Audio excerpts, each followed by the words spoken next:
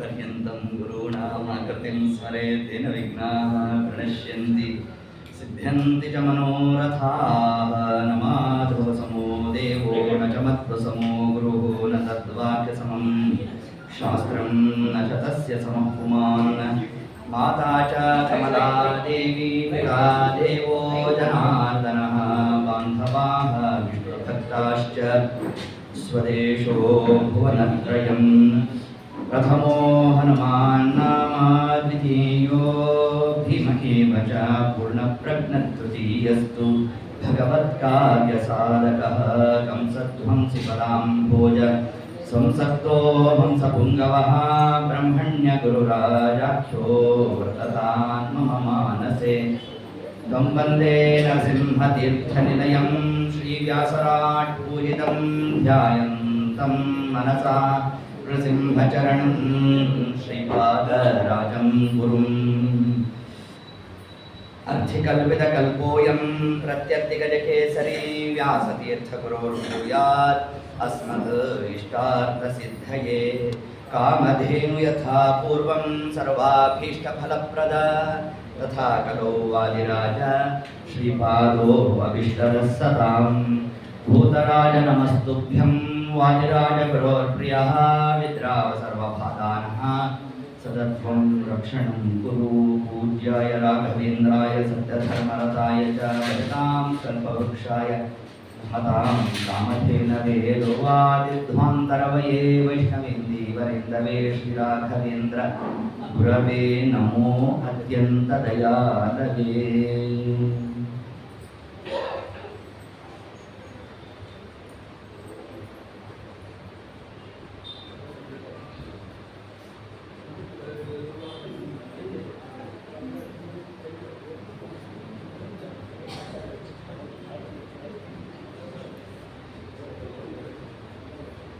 रामाय शाश्वत सुविस्तृत षड्गुणाय सर्वेश्वराय बलवीर्यमहार्णवाय नत्वालिलङ्गयुषुर्नवमुत्पपात निष्पीड्यतं गिरिवरं पवनस्य सूनुः। श्रीगुरुभ्यो नमः। हरि ओं। यत्किंचित् पूर्वकथानुवादः। ನಿನ್ನೆ ದಿವಸದ ಕಥಾಭಾಗದಲ್ಲಿ ಹನುಮಂತ ದೇವರು ರಾಮದೇವರ ಬಳಿಗೆ ತಾವು ಬಂದು ಸೀತಾದೇವಿಯರ ವಾರ್ತೆಯನ್ನು ತಾವು ಸಮರ್ಪಣೆ ಮಾಡುತ್ತಾ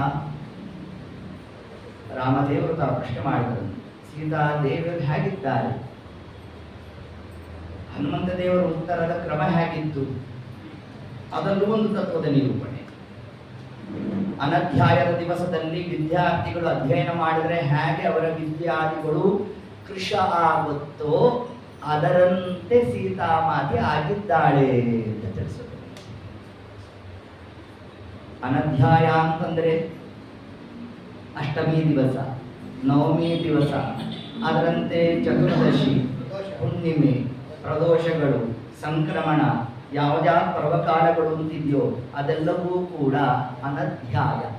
ಅಷ್ಟೇ ಯಾಕೆ, ಸಂಜೆ 6 ಗಂಟೆ ಸಮಯಕ್ಕೆ ವೇದಾರಂಭವನ್ನು ಮಾಡ್ತೇನೆ, ದೋಷ. ಆ ಕಾಲಕ್ಕೆ ನಾವೇನಾದ್ರು ಪ್ರಾರಂಭ ಮಾಡಿದ್ದೇವೆ ಅಂತಂದ್ರೆ ಇರೋದೇ ವಿದ್ಯಾಕೃಷ, ಇನ್ನಷ್ಟು ಗೋವಿಂದ. ಇದನ್ನ ಹನುಮಂತ ದೇವರು ತಾವಂದು ತಿಳಿಸಿದ್ದಾರೆ. ಇಷ್ಟೆಲ್ಲ ನಡೀತು. ತರುವಾಯ ರಾಮಸೇತು ನಿರ್ಮಾಣ ಆಗಬೇಕು. ಆ ಒಂದು ಸಭೆ ನಿರ್ಮಾಣ ಆಗಿದೆ. ಏತತ್ಕಾಲಕ್ಕೆ ಸಮಸ್ತವಾದ ಕಪಿಗಳೆಲ್ಲರೂ ಕೂಡ ಸೇರಿದ್ದಾರೆ. ಹನುಮಂತ ದೇವರಿದ್ದಾರೆ, ವಾಲಿ, ಸುಗ್ರೀವ ಮೊದಲಾದ ಸುಗ್ರೀವ, ಜಾಂಬವಂತಾದಿಗಳು ತಾವು ಸೇರಿದ್ದಾರೆ. ಆ ಸಮಯಕ್ಕೆ ವಿಭೀಷಣ ಬಂದ. ಹಿಂದೆ ಹನುಮಂತೇವರು ಹೇಳಿದ್ರು ಹೆಚ್ಚು ಕಾಲ ಇರೋದು ಬೇಡ ಅಂತ ತಾವು ತಿಳಿಸಿ. ಆಗ ವಿಭೀಷಣ ತಾನು ಕೇಳಿದ ಹನುಮಂತ ದೇವರನ್ನು, ಆದರೆ ನಾನು ನಿಮ್ಮ ಪಕ್ಷವನ್ನು ಸೇರಬೇಕು ಅಂತಂದ್ರೆ ಹೇಗೆ ಸಾಧ್ಯ ಅಂತಂದಾಗ ಮತ್ತೇನಿಲ್ಲ ಅಂದ್ರಂತೆ ಹನುಮಂತ. ಒಂದು ಉಪಾಯ ಹೇಳಿದೆ, ನೀತಿ ಬೋಧನೆ ಮಾಡಿಬಿಡು, ಅದು ರಾವಣನಿಗೆ ಬಹಳ ದೂರ, ನಿನ್ನನ್ನು ದೂರ ಕಟ್ತಾನೆ, ಬಂದ್ಬಿಡುವುದು, ಮುಗಿದೋಯ್ತು, ಅಷ್ಟೇ ಸಾಕು. ಅದರಂತೆ ವಿಭೀಷಣ ರಾವಣನಿಗೆ ನಾನಾ ಪ್ರಕಾರವಾಗಿ ತಾನು ತಿಳಿಸ್ದ, ಸರ್ವಥಾ ಇಂತಹ ಕೃತ್ಯವನ್ನು ನಡೆಸಬಾರದು ನೀನು ತಿಳಿಸಿದಾಗ, ನೀನು ಸದಾಕಾಲ ನನ್ನ ಪಕ್ಷವನ್ನ ಅರ್ಥಾತ್ ನನಗೆ ವಿರುದ್ಧವಾಗಿ ಹೇಳೋದೇ ಆಗೋಗಿದೆ ಅಂತ ತಾನು ನಿಂದನಾದಿಗಳನ್ನು ನಡೆಸ್ತಾ, ಅಷ್ಟೊತ್ತು ವಿಭೀಷಣ ತಾನು ಬರೋಣ ಬಂದಾಗ ಎಲ್ಲಾ ಕಪಿಗಳೂ ಕೂಡ ವಿಭೀಷಣನನ್ನ ನಮ್ಮ ಸೈನ್ಯಕ್ಕೆ ಸೇರಿಸಬಾರದು ಅಂತಲೇ ಸಹಮತವನ್ನು ಕೊಟ್ಟು ಸುಗ್ರೀವ ತಾನು ಹೇಳಿದ, ರಾಮಚಂದ್ರ ಸರ್ವಥಾ ನೋಡು, ನಿನಗೆ ರಾಜತಂತ್ರ ರಾಜನೀತಿ ಗೊತ್ತಿಲ್ಲ ಅಂತಲ್ಲ, ಏತತ್ಕಾಲಕ್ಕೆ ನಿನಗೆ ನಾನು ವಿಜ್ಞಾಪನೆ ಮಾಡ್ತಾ ಇದ್ದೆ, ನಮ್ಮ ಎದುರಾಳಿ ಯಾವ ದಿಕ್ಕಿನಲ್ಲಿದ್ದಾನೋ ಆ ದಿಕ್ಕಿನಿಂದ ಬಂದಿರತಕ್ಕಂತಹ ವ್ಯಕ್ತಿಯೊಟ್ಟಿಗೂ ಕೂಡ ಸಂವಾದವನ್ನ ಮಾಡಬಾರದು ಅಂತ ರಾಜನೀತಿ ಹೇಳುತ್ತೆ. ಅದ್ಯಾಪಿ ನಮ್ಮ ಶತ್ರುವಿನ ತಮ್ಮ, ಸರ್ವಥಾ ಇವನ ಸಖ್ಯವನ್ನು ಮಾಡಬಾರದು ಅಂತ ಹೇಳಿದಾಗ, ಆಗ ಎಲ್ಲರ ಮಾತನ್ನು ರಾಮದೇವರು ಕೇಳಿದ್ರು. ಎಲ್ಲರೂ ಅದಕ್ಕೆ ಸಹಮತವನ್ನು ಕೊಟ್ಟರು. ಹನುಮಂತ ದೇವರು ಮಾತ್ರ ಒಂದು ಮಾತಾಡಿ, ರಾಮದೇವರು ಹನುಮಂತ ದೇವರ ಕಡೆ ನೋಡು, ನಿಂದೇನಪ್ಪ ಅಂದಾಗ, ಸುಮ್ಮನೆ ಒಂದಾವರ್ತಿ ಹನುಮಂತ ದೇವರು ತಮ್ಮ ಕೈಯನ್ನ ಮಾಡ್ತಾ, ಸ್ವಾಮಿ ಅನುಗ್ರಹ ಮಾಡುವುದು, ತ್ವದಧೀನಂ ದೀನಂ ದೂನಂ ಅನಾಥಂ ಶರಣಾಗತಂ ಏನಂ ಉದ್ಧರ ಉದ್ಧರ ಉದ್ಧರ ಉದ್ಧರೇತಿ ವಿಜ್ಞಾಪನ ಕರ್ತೃಣ. ಯಾವಾಗ ಹನುಮಂತ ದೇವರು ಆ ಒಂದು ಮಾತಂತ ಮಾಡಿದ್ದಾರೆ, ಕೇವಲ ಸಖ್ಯ ಮಾತ್ರ ಮಾಡಿದ್ದಲ್ಲ, ಪಟ್ಟಾಭಿಷೇಕ ಮಾಡಿದ್ರಂತೆ. ಎಲ್ಲಿ ಮಾಡಿದ್ರು? ಅದೇ ಸಮುದ್ರ ತೀರದಲ್ಲೇ, ಅಲ್ಲೇ ಇದ್ದಂತ ಉಸುಕನ್ನೇ ಪರ್ವತೋಪಾದಿ ಮಾಡಿಬಿಟ್ಟ ಪರಮಾತ್ಮ, ಘಟನಾಘಟಿ ಸ್ವಾಮಿ. ಅದರ ಮೇಲೆ ಕೂಡಿಸ್ತಾ ಅಲ್ಲಿ ಪಟ್ಟಾಭಿಷೇಕ ಮಾಡ. ಈ ಪಟ್ಟಾಭಿಷೇಕ ಆದ್ರೆ ಹಂಗೆ ಸುಮ್ಮನೆ ಬಿಡ್ತಾರ? ಎಲ್ಲ ಗುಸು ಗುಸು ಶುರುವಾಯಿತು.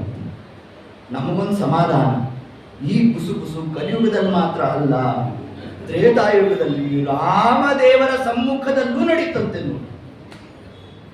ಆಗ ರಾಮದೇವರು ಕೇಳಿದ್ರು, ಯಾಕೆ ಏನಾಯ್ತು ಅಂತ. ಆಗ ಒಂದು ಕಪಿ ಎದ್ದು ನಿಂತ್ಕೊಂಡು, ಏನಿಲ್ಲ ರಾಮಚಂದ್ರ, ನೀನೇನೋ ಪಟ್ಟಾಭಿಷೇಕ ಮಾಡಿಬಿಟ್ಟೆ, ಬಹಳ ಸಂತೋಷ, ಆದ್ರೆ ಒಂದು ಜಿಜ್ಞಾಸ ನಮ್ಮ ತಲೆಯಲ್ಲಿ ಕಾಡ್ತಾ ಇತ್ತು. ಏನು ಅಂದ್ರು ರಾಮದೇವರು. ಏನಿಲ್ಲ, ಅಕಸ್ಮಾತ್ ಆಗಿ ರಾವಣನೇ ಏನಾದರೂ ಕ್ಷಮಾಪಣೆ ಯಾಚನೆ ಮಾಡಿಬಿಟ್ರೆ ಎಲ್ಲಿ ಕೂಡಿಸ್ತೀಯ ಈ ವಿಭೀಷಣನನ್ನ ಅಂತ ಪ್ರಶ್ನೆ ಮಾಡಿದ್ರು. ರಾಮದೇವರು ಅಷ್ಟೇನಾ ಅಂತಂದ್ರು. ಅದಕ್ಕೆ ಯಾಕೆ ಯೋಚನೆ ಮಾಡ್ತಿರೋ? ಇಲ್ವಾ ಅಯೋಧ್ಯ, ಅಲ್ಲೇ ಪಟ್ಟಾಭಿಷೇಕ ಮಾಡ್ತೀನಿ ಅಷ್ಟಕ್ಕೆ ಬಿಡ್ತಾರ? ಪೂರ್ವಪಕ್ಷ ಹಂಗೆಲ್ಲ ಬಿಡೋದಲ್ಲ ಅದು. ಇನ್ನೊಂದು ಕಪಿ ಕೈ ಎತ್ತು ರಾಮದೇವರು, ನಿಮ್ದು ಏನು ಪ್ರಶ್ನೆನು?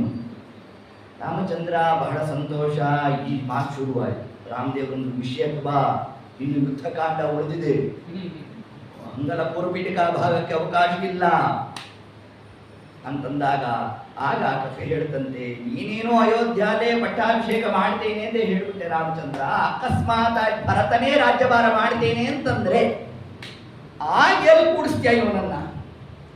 ಹೀಗೆ ಪ್ರಶ್ನೆ ಮಾಡಿದ್ರೆ ರಾಮದೇವರು ಅಂದ್ರಂತೆ, ನಾನು ಈ ಅಯೋಧ್ಯ ಹೇಳಲೇ ಇಲ್ಲ ಅಂದ್ಬಿಟ್ರು.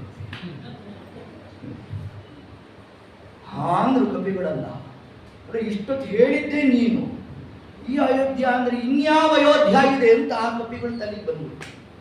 ಹಾಗೆ ರಾಮದೇವರಂದ್ರಂತೆ, ತ್ರಿಧಾಮಗಳಲ್ಲಿ ನನ್ನ ಮನೆ ಹೆಸರು ಏನು ಗೊತ್ತೇನು? ಅಯೋಧ್ಯ ಅಂತ ವೈಕುಂಠದಲ್ಲಿ ಪರಮಾತ್ಮನ ಮನೆಗೆ ಏನು ಹೆಸರು ಅಂದ್ರೆ ಅಯೋಧ್ಯ ಅಂತ ಹೆಸರು. ಆದ್ರಿಂದ ಈ ಅಯೋಧ್ಯಲ್ಲಿ ನಾನು ಪಟ್ಟಾಭಿಷೇಕ ಮಾಡ್ತೀನಿ ಅಂತ ಹೇಳಿದ್ದಲ್ಲ, ವೈಕುಂಠ ಲೋಕದಲ್ಲಿ ಸಾಲೋಕ್ಯ ಮೋಕ್ಷವನ್ನೇ ಕೊಡ್ತೇನೆ ಅನ್ನಂತೆ ಪರಮಾತ್ಮ. ಯಾವಾಗ ಪರಮಾತ್ಮ ಅನುಗ್ರಹ ಮಾಡ್ತಾನೆ ಈ ಪರಿಯಿಂದ ಅಂತಂದ್ರೆ, ಹನುಮಂತ ದೇವರು ಒಂದಾವರ್ತಿ ನಮ್ಮ ಕಡೆ ತೋರಿಸ ಸ್ವಾಮಿ ಇವನನ್ನು ಉದ್ಧಾರ ಮಾಡು ಅಂತಂದ್ಬಿಟ್ರೆ ಆ ಕಾಲಕ್ಕೆ ಪರಮಾತ್ಮ ನಮಗೆ ಸಾಲೋಕ್ಯ ಮೋಕ್ಷವನ್ನೇ ಅನುಗ್ರಹ ಮಾಡ್ತಾನೆ ಅನ್ನೋ ಒಂದು ಅಂಶವನ್ನೇ ಏತತ್ ಕಾಲಕ್ಕೆ ವಿಶೇಷವಾಗಿ ಹನುಮಂತ ದೇವರ ದ್ವಾರ ಪರಮಾತ್ಮ ಎಂತಹ ತತ್ವ ಅಂತ ನಿರೂಪಣೆ ಮಾಡ್ತಾರೆ. ಅದಕ್ಕೆ ಹರಿದಯಿತ ವರಿಷ್ಠೆ ಶ್ರೀಮದಾನಂದ ತೀರ್ಥ ಸುಮಧ್ವಿದ್ಯ ಕೊನೆಗೆ ಉಪಸಂಹಾರ ಆಗೋದೇ ಈ ಶಬ್ದದಿಂದ. ಪರಮಾತ್ಮನ ಅನುಗ್ರಹದಲ್ಲಿ ವರಿಷ್ಠರು ಶ್ರೇಷ್ಠರು ಅಂತಂದ್ರೆ ಸಾಕ್ಷಾತ್ತಾಗಿ ಮುಖ್ಯ ಪ್ರಾಣದೇವರು ಇಷ್ಟು ಅಂಶವನ್ನು ನಮಗೆ ತಿಳಿಸಿದ್ದಾರಂತೆ. ಸರಿ, ವಿಭೀಷಣ ತಾನು ಸಮಗ್ರ ಆ ಮಾರ್ಗಾದಿಗಳ ನಕ್ಷೆಯನ್ನೆಲ್ಲ ತಾನು ಹಾಕೊಟ್ಟ. ಹಿಂಗಾಗಬೇಕು, ಏತತ್ ಕ್ರಮದಲ್ಲಿ ನಡಿಬೇಕು ಅಂತೆಲ್ಲ ತಾನು ಆ ಎಲ್ಲ ಸುಯೋಜಿತವಾಗಿ ಎಲ್ಲ ತಿಳಿಸಿರೋಣ. ಇಷ್ಟೆಲ್ಲ ಹೇಳಿದಾಗ ರಾಮದೇವರು ಆಯ್ತಪ್ಪ ಅಂತೆಲ್ಲ ಹೇಳ್ತಾ ಸಮುದ್ರ ತೀರಕ್ಕೆ ಬಂದಾಗ ಸಮುದ್ರ ರಾಜ ಬರಲೇ ಇಲ್ಲ. ಬಂದು ಆತಿಥ್ಯ ಮಾಡಬೇಕಾಯಿತು, ಅರ್ಘ್ಯ ಪಾತ್ಯಾದಿಗಳನ್ನು ಕೊಡಬೇಕಿತ್ತು. ಯಾವೊಂದು ಕಾರ್ಯವನ್ನು ಮಾಡಲಿಲ್ಲ. ರಾಮದೇವರಂದ್ರು, ಏನೋ ಚಿಕ್ಕ ಹುಡುಗ, ಈಗಲೇ ಅಷ್ಟೊಂದು ಕೋಪ ಮಾಡಬಾರದು ಅಂತ ಏನು ಮಾಡಿದ್ರಂತೆ, 3 ದಿವಸಗಳ ಕಾಲ ಅವಕಾಶ ಕೊಟ್ಟರಂತೆ. ದರ್ಬೆಯನ್ನು ಹಾರಿಸಿಕೊಂಡು ಪರಮಾತ್ಮ ಮಲಗೆ ಬಿಟ್ಟ. ಗರ್ಭಶಯನ ಅದೇ ಆದದ್ದು. 4ನೇ ದಿವಸ ಬೆಳಗ್ಗೆ ನೋಡಿದ ಪರಮಾತ್ಮ, ಆ ಕಾಲಕ್ಕೆ ರಾಮದೇವರು ತಾವು ಉಬ್ಬಿನ ಚಲನೆಯನ್ನ ತಾವು ಮಾಡೋಣ. ಏತತ್ಕಾಲಕ್ಕೆ ಸಮುದ್ರ ರಾಜ ತಾನು ಬಂದಿದ್ದಾನೆ. ಇದನ್ನೇ ಮಧ್ಯವಿಜಯದಲ್ಲಿ ನಮಗೆ ತಿಳಿಸಿದ್ದಾರೆ. ನಿಬದ್ಧ ಸೇತು ರಘುವಂಶ ಕೇತು ಭ್ರೂಭಂಗ ಸಂಭ್ರಾಂತ ಪಯೋಧಿ ಮಧ್ಯೆ ಅಂತ ತಿಳಿಸಿದ್ದಾರೆ. ಒಂದಾವರ್ತಿ ಪರಮಾತ್ಮ ತನ್ನ ಉಪ್ಪಿನ ಚಲನ ಬಲನಾದಿಗಳನ್ನು ನಡೆಸಿದ್ದರ ಫಲ ಇಡೀ ಸಮುದ್ರವೇ ಇಂಗು ಹೋಗುವ ಪ್ರಸಂಗ ಬಂದಿರುತ್ತಂತೆ. ಆ ಎಲ್ಲ ಕಪಿಗಳು ಅತ್ಯಾಪಿ ತಾವು ಹೆದರು ನಡೆಸ್ತಾ ಇದ್ದಾರೆ. ಸಮುದ್ರ ರಾಜ ಬಂದು ರಾಮದೇವರಲ್ಲಿ ಕ್ಷಮಾಪಣೆ ತಾನು ಯಾಚನೆ ಮಾಡಿದ್ದಾನಂತೆ. ಇಷ್ಟೆಲ್ಲ ಆಯಿತು ಸ್ವಾಮಿ, ಮುಂದೆ ನಾನೂ ಕೂಡ ಸಹಾಯಕನಾಗಿರ್ತೇನೆ ಅಂತ ವರ್ಣರಾಜ ತಾನು ತಿಳಿಸಿರೋಣ. ಸರಿ, ಏತತ್ ಕಾರ್ಯವನ್ನು ಯಾರು ಮಾಡಬೇಕು? ದೊಡ್ಡೋಡ್ ಬಂಡೆಕಲ್ಲನ್ನು ತಂದು ಸಮುದ್ರದಲ್ಲಿ ಹಾಕಿದ್ರೆ ಏನಾಗಬೇಕದು? ಮುಳುಗು ಹೋಗ್ಬೇಕು. ಆದರೆ ಅದು ಮುಳುಗಬಾರ್ದು, ಅದು ತೇಲಬೇಕು. ಅವಕಾಶ ಇರೋದೆಷ್ಟು? ಇನ್ನು 5 ದಿವಸದಲ್ಲಿ ರಾಮ ಸೇತು ನಿರ್ಮಾಣ ಆಗಬೇಕು. ಹೀಗಿದ್ದಾಗ ಆಗ ರಾಮದೇವರು ಒಂದು ಉಪಾಯವನ್ನು ಮಾಡಿದರು. ನಲನನ್ನ ಕರೆದು, ನಲ ನೀನು ಇದರ ಕಾರ್ಯವನ್ನ ಪೂರ್ಣ ಮಾಡುವುದಿಲ್ಲ. ಎಲ್ಲ ಕಪಿಗಳು ತಾವು ಶಿಲೆಯನ್ನು ಕೊಡಬೇಕು, ಅದನ್ನು ನಲ ತಾನು ಸಮುದ್ರಕ್ಕೆ ಹಾಕಬೇಕು, ಆಗ ಅದು ತೇಲ್ಬೇಕು. ಅಂತಹ ಸಾಮರ್ಥ್ಯ ನಲನಿಗೆ ಹ್ಯಾಕ್ ಪ್ರಾಪ್ತಿ ಆಯಿತು ಅಂತಂದ್ರೆ, ಶಾಪವನ್ನ ಪಡೆದಿದ್ದ. ಆ ಶಾಪವೇ ವರವಾಗಿ ಪರಿಣಮಿಸಿತು. ಯಾವಾಗ ಶಾಪ ಪಡೆದಿದ್ದ? 5 ವರ್ಷದ ಹುಡುಗನಾದಾಗ ನದಿ ತೀರಕ್ಕೆ ಹೋಗೋಣ. ಯಾರು? ನಲ. ಹೋದಾಗ ನದಿ ತೀರದಲ್ಲಿ ಅನೇಕ ಋಷಿ ಮುನಿಗಳು ಎಲ್ಲ ಕೂತಿರೋರು ದೇವ್ರ ಬೆಳಗ್ಗೆ ತೆಗೆದಿಟ್ಕೊಂಡು ದೇವ್ರ ಪೂಜೆ ಮಾಡ್ತಾ ಇದ್ರು. ಹೋಗೋದು, ಶಾಲಗ್ರಾಮ ತಗೊಳ್ಳೋದು, ನದಿಗೆ ಹಾಕೋದು. ಭಾರೀ ಕೋಪ ಬರುವುದು. ಶಾಪ ಕೊಡೋಣ ಅಂತ ನೋಡಿದ್ರೆ 5 ವರ್ಷದ ಹುಡುಗ, ಏನ್ ಶಾಪ ಕೊಡೋಣ ಅಂತ ಆಲೋಚನೆ ಮಾಡುತ್ತಾರೆ. ಈ ಹುಡುಗ ಯಾವ ಶಿಲೆನ ತಾನು ನದಿಗೆ ಹಾಕೋದು, ನೀರಿಗೆ ಹಾಕಿದ್ರು ಅದು ಮುಳುಗಬಾರದು, ಅದು ತೇಲ್ತಾ ಇರಬೇಕು ಅನ್ನೋ ಫಲ ಬಂತು. ಇದರಲ್ಲಿ ಅಡಕವಾದ ಒಂದು ಸ್ವಾರಸ್ಯ ಏನು ಅಂತಂದ್ರೆ, ಇಂತಹ ರಾಮಸೇತು ನಿರ್ಮಾಣ ಮಾಡುವ ಆ ಸೌಭಾಗ್ಯ ನನಗೆ ಪ್ರಾಪ್ತವಾದದ್ದು ಯಾವುದರಿಂದ ಅಂತಂದ್ರೆ ಶಾಲಗ್ರಾಮ ಶಿಲಾ ಸ್ಪರ್ಶ ಮಾತ್ರದಿಂದ. ಒಂದಾವರ್ತಿ ಆ ಶಾಲಗ್ರಾಮವನ್ನ ಸ್ಪರ್ಶ ಮಾಡಿದರೆ ಏನು ಫಲ ನಮಗೆ ಅಂತಂದ್ರೆ ಇನ್ನೊಂದು ಉತ್ಕೃಷ್ಟವಾದ ಭಗವತ್ ಸೇವಾ ಪ್ರಾಪ್ತಿಯಾಗುತ್ತಂತೆ. ಅದನ್ನು ಪರಮಾತ್ಮ ತಾನಲ್ಲಿ ತಿಳಿಸಿದ. ಅದ್ಯಾಪಿ ಅದು ಶಾಪ, ಆದರೆ ಅದೇ ಅನುಗ್ರಹ ಆಗುವುದು. ಶಾಪ ಅನುಗ್ರಹ ಶಕ್ತೋನ್ಯೋ ರಾಘವೇಂದ್ರ ನ ವಿದ್ಯತೆ. ಇದು ರಾಯರ ಪರವಾಗಿ ಅರ್ಥ ಅಲ್ಲ. ಮತ್ತೆ ಇದು ರಾಘವೇಂದ್ರನಾದ ಯಾರು? ರಾಮಚಂದ್ರ. ರಾಘವೇಂದ್ರ ಅಂತಂದ್ರೆ ಯಾರು? ರಾಮದೇವರೇ. ರಾಘವಾಣ ಅರ್ಥಾತ್ ಇಡೀ ಆ ರಘುವಂಶ ಒಟ್ಟು ಎಷ್ಟು ಮಂದಿ ಬಂದಿದ್ದಾರೆ? 121 ಮಂದಿ ಬಂದಿದ್ದಾರಂತೆ. ಅದರಲ್ಲಿ ರಾಮದೇವರು ಎಷ್ಟನೇವರು? 61ನೇವರಂತೆ. ರಾಮದೇವರು ಬರೋ ಪೂರ್ವದಲ್ಲಿ 60, ರಾಮದೇವರು ಆದ್ಮೇಲೆ 61 ಮೇಲೆ ನೋಡಿ. ಅಲ್ಲೂ ಕೂಡ ಮೇಲಿನ ಸ್ಥಾನದಲ್ಲಿ ಪರಮಾತ್ಮ ಕೂತ ರಘುಕುಲ ತಿಲಕನಾದ. ಆ ವಂಶಾವಳಿಯನ್ನು ನೋಡೋ ಕಾಲಕ್ಕೂ ಕೂಡ ಪರಮಾತ್ಮ ತಾನು ತಿಲಕಪ್ರಾಯನಾಗಿದ್ದಾನೆ. ಅಂತಹ ರಘುಕುಲದಲ್ಲೇ ಇಂದ್ರ ಶ್ರೇಷ್ಠ ಅಂತಂದ್ರೆ ಯಾರು? ಸಾಕ್ಷಾತ್ತಾಗಿ ಪರಮಾತ್ಮನೇ. ಆದ್ದರಿಂದ ಶಾಪ ಅನುಗ್ರಹ ಶಕ್ತೋನ್ಯೋ ರಾಘವೇಂದ್ರ ನ ವಿದ್ಯತೆ. ಅದನ್ನು ರಾಮದೇವರ ಪರವಾಗಿ ನಾವು ಮೊದಲಿಗೆ ಅರ್ಥ ಮಾಡಬೇಕು. ತರುವಾಯ ವಾಯುದೇವರ ಪರವಾಗಿ ಅರ್ಥ ಮಾಡಬೇಕು. ತರುವಾಯ ಅವರ ವಾಯುದೇವರಿಗಿಂತ ಅವರರಾದ ಗರುಡಶೇಷ ರುದ್ರಾದಿಗಳು ತತ್ವಾಭಿಮಾನಿ ದೇವತೆಗಳು ಎಲ್ಲಿ ತನಕ ಹೋಗಬೇಕು? 18ನೇ ಕಕ್ಷ ತನಕ ಹೋಗಬೇಕು. ತರುವಾಯ ಪ್ರವೇಶ ಮಾಡೋರು ಯಾರು? ಮಂತ್ರಾಲರಾಯ.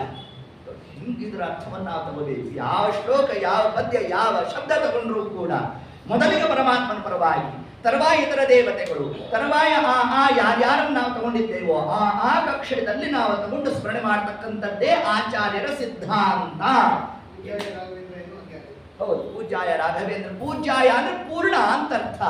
ಪೂಜ್ಯ ಅಂದ್ರೆ ಪೂರ್ಣನಾದ ರಾಘವೇಂದ್ರ ಆ ಶಬ್ದ. ಸತ್ಯ ಧರ್ಮ ರಥಾಯತ. ಸತ್ಯ ಅಂತಂದ್ರೆ ಯಾವುದು? ವೇದ.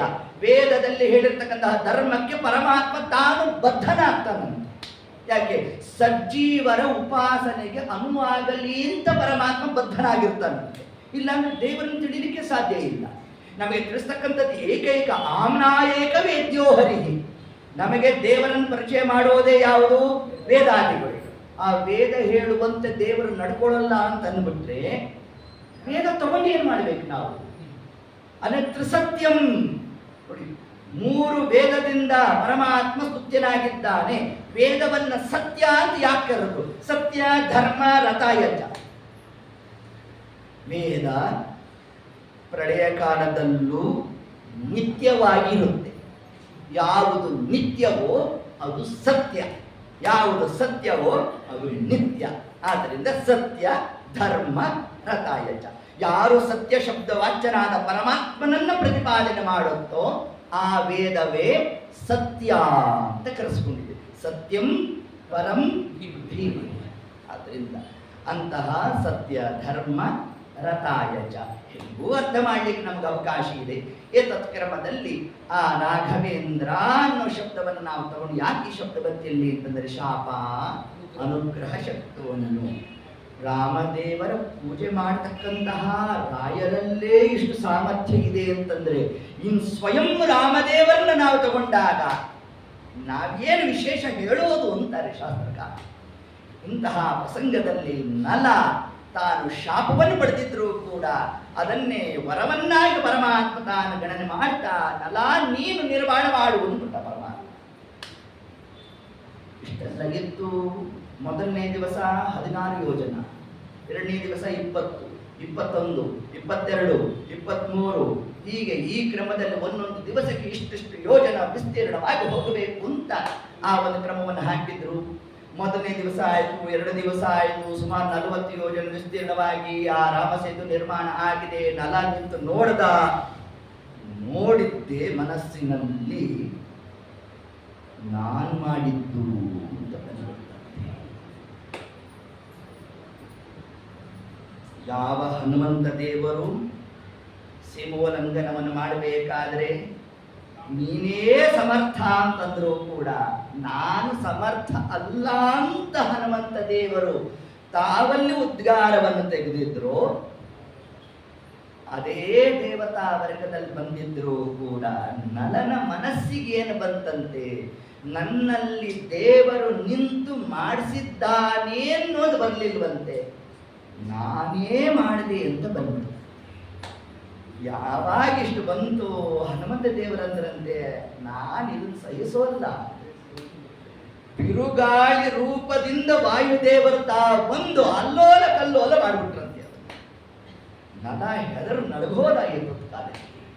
ರಾಮದೇವರ ಹತ್ರ ಹೋದ, ರಾಮಚಂದ್ರ ನೋಡಿ ಹೀಗಾಗೋಯ್ತು, ನಾ ಏನು ಮಾಡಿ ಅಂತ. ಒಂದು ಕೆಲಸ ಮಾಡು, ರಾಮ ಅಂತ ಹೆಸರು ಬರೆದು ಬಿಡುತ್ತೆ, ಎಲ್ಲ ತೇಲುತ್ತೆ.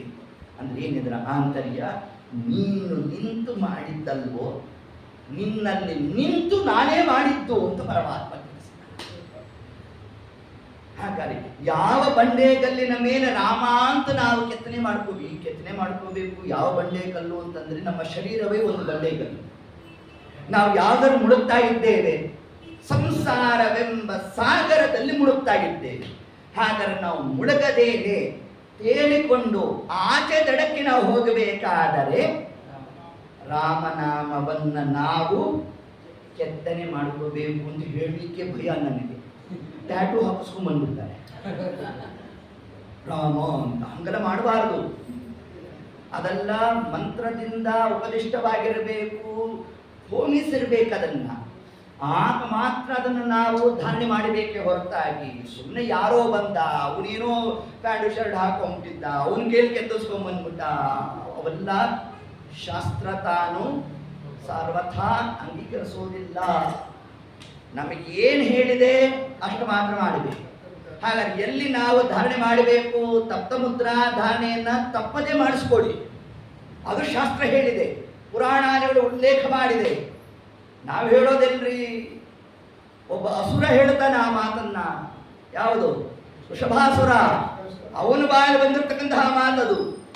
ಹಿಂಗಿದೆ ನಮ್ಮ ಆಚಾರ ಸಿದ್ಧಾಂತ. ದೈತ್ಯರ ಬಾಯಲ್ಲೂ ಕೂಡ ಶಂಖಚಕ್ರಾದಿಗಳ ಮಹಿಮಾ ವರ್ಣನೆ ಮಾಡಿರ್ತಕ್ಕಂತಹ ಸಿದ್ಧಾಂತ ಶಿವದ ಆಚಾರ ಸಿದ್ಧಾಂತ. ಹಂಗೆ ಧಾರಣೆ ಮಾಡಬೇಕೇ ಹೊರತಾಗಿ ಕೊನೆ ಪಕ್ಷ ನೀರಲ್ಲಾದ್ರೂ ಹಾಕೊಂಡು ಬೇರೆಯವರು ಕಾಣಿಸ್ತಿದ್ರು ಪರವಾಗಿಲ್ಲ, ಆದರೆ ನಮ್ಮ ಸಾಧನೆಗೆ ಅದು ಸಲಕರಣೆ ಆಗಿದೆ.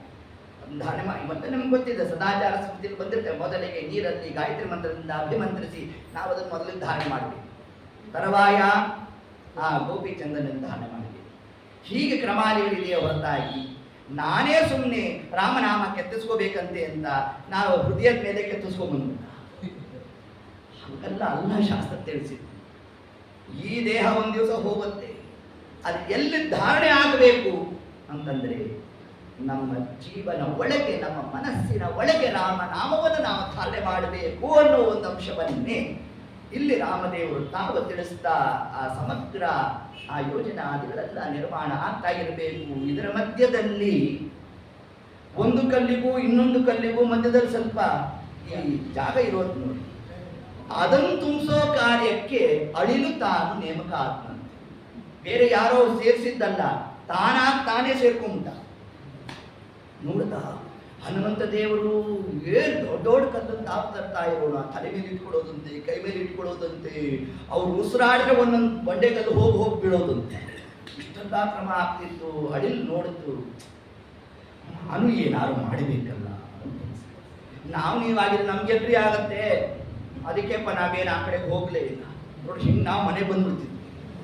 ಅಲ್ಲಿ ಅಳಿಲು ತಾನು ತೋರಿಸ್ತು ಜಗತ್ತಿಗೆ, ನಮ್ಮಿಂದ ಎಷ್ಟು ಸಾಧ್ಯನೋ ಅಷ್ಟು ಮಾಡಿ.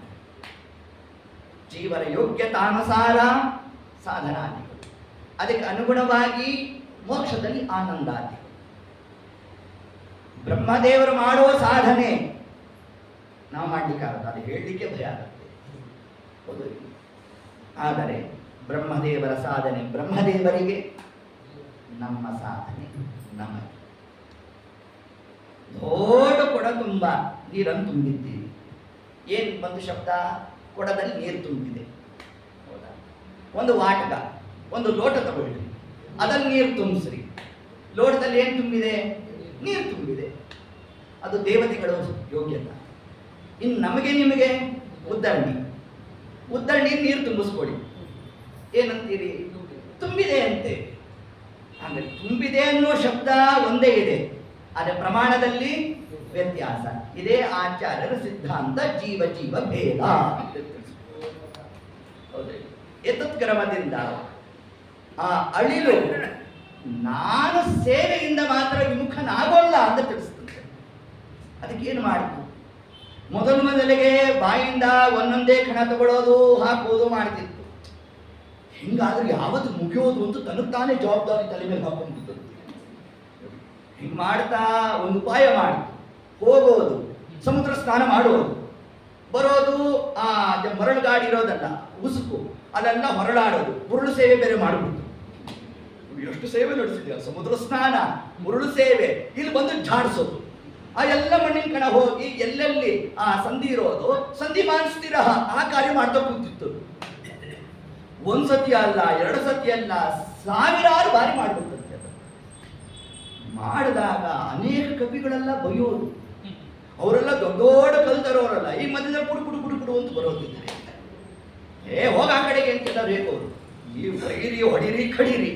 ನಾನಂತೂ ರಾಮದೇವರ ಸೇವೆಯಿಂದ ವಿಮುಖನ ಆಗೋಲ್ಲ ಅಂತಂತೆ ಆ ಕಾಲದಲ್ಲಿ. ಹಾಗಂತ ಅನೇಕ ಬಾರಿ ಮಾಡ್ತಿತ್ತು. ಕೊನೆಗೆ ಒಂದ್ಸತಿ ಮನಸ್ಸಿಗೆ ಬಂತಂತೆ, ಈ ಸೇವೆ ಎಲ್ಲ ರಾಮದೇವರು ತೃಪ್ತಿ ಆಗದಲ್ಲಿ.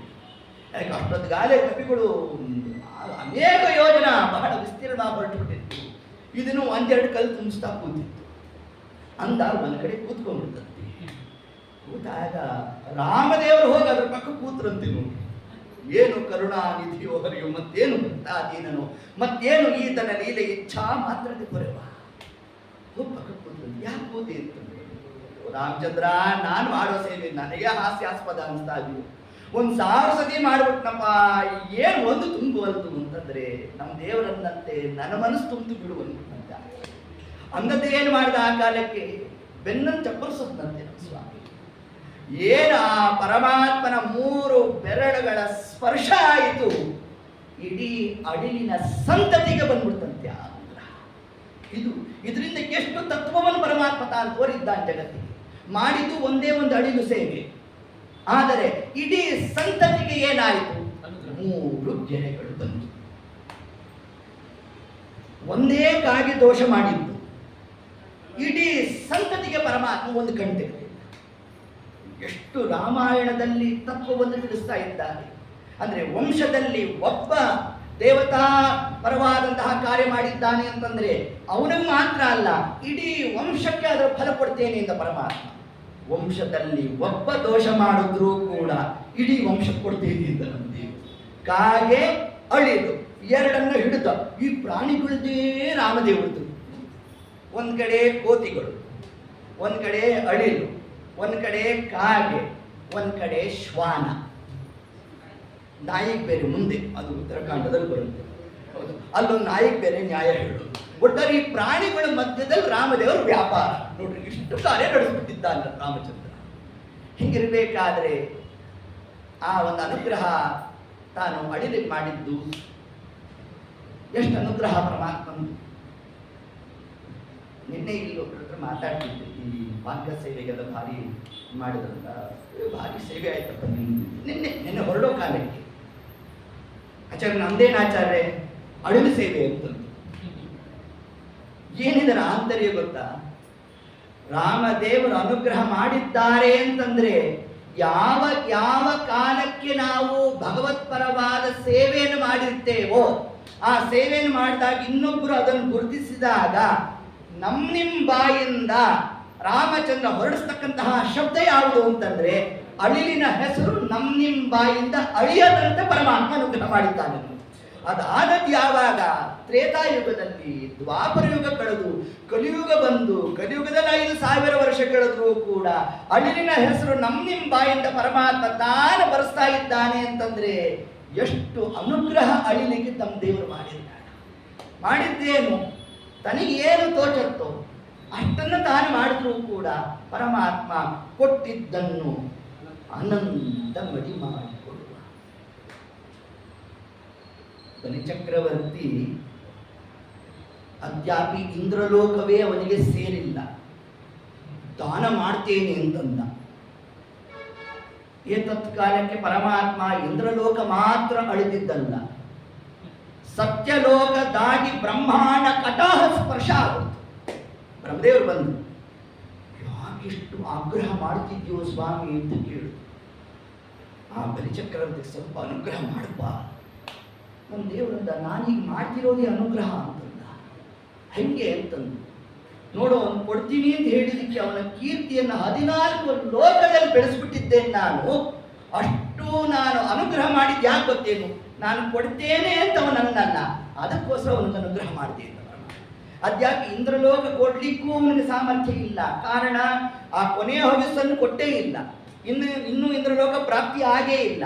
ಆದರೂ ಕೂಡ ನಾ ಸಂಕಲ್ಪಯಾಮಾಸ ಶುದ್ಧ ಬುದ್ಧಿ, ನಾ ಕೊಡ್ತೇನೆ ಅಂತ ಹೇಳದ್ನಲ್ಲ, ಅದಕ್ಕೂ ನಾನು ಅನುಗ್ರಹ ಮಾಡ್ತೇನೆ ಅಂತ ಪರಮಾತ್ಮ.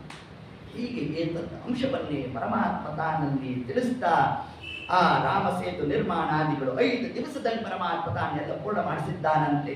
ಇಷ್ಟು ಮಾಡಿದ ಮುಂದೆ ಆ ಅಂಗದನನ್ನ ಎಲ್ಲರೂ ಕೂಡ ಲಂಕಾಪುರ ಪ್ರವೇಶ ಮಾಡಿರತಕ್ಕಂತಹ ಪ್ರಸಂಗ, ಅಂಗದನ ಒಂದು ರಾಯಭಾರವನ್ನ ಪರಮಾತ್ಮ ತಾನು ಮಾಡಿಸಿದ್ದಾನಂತೆ.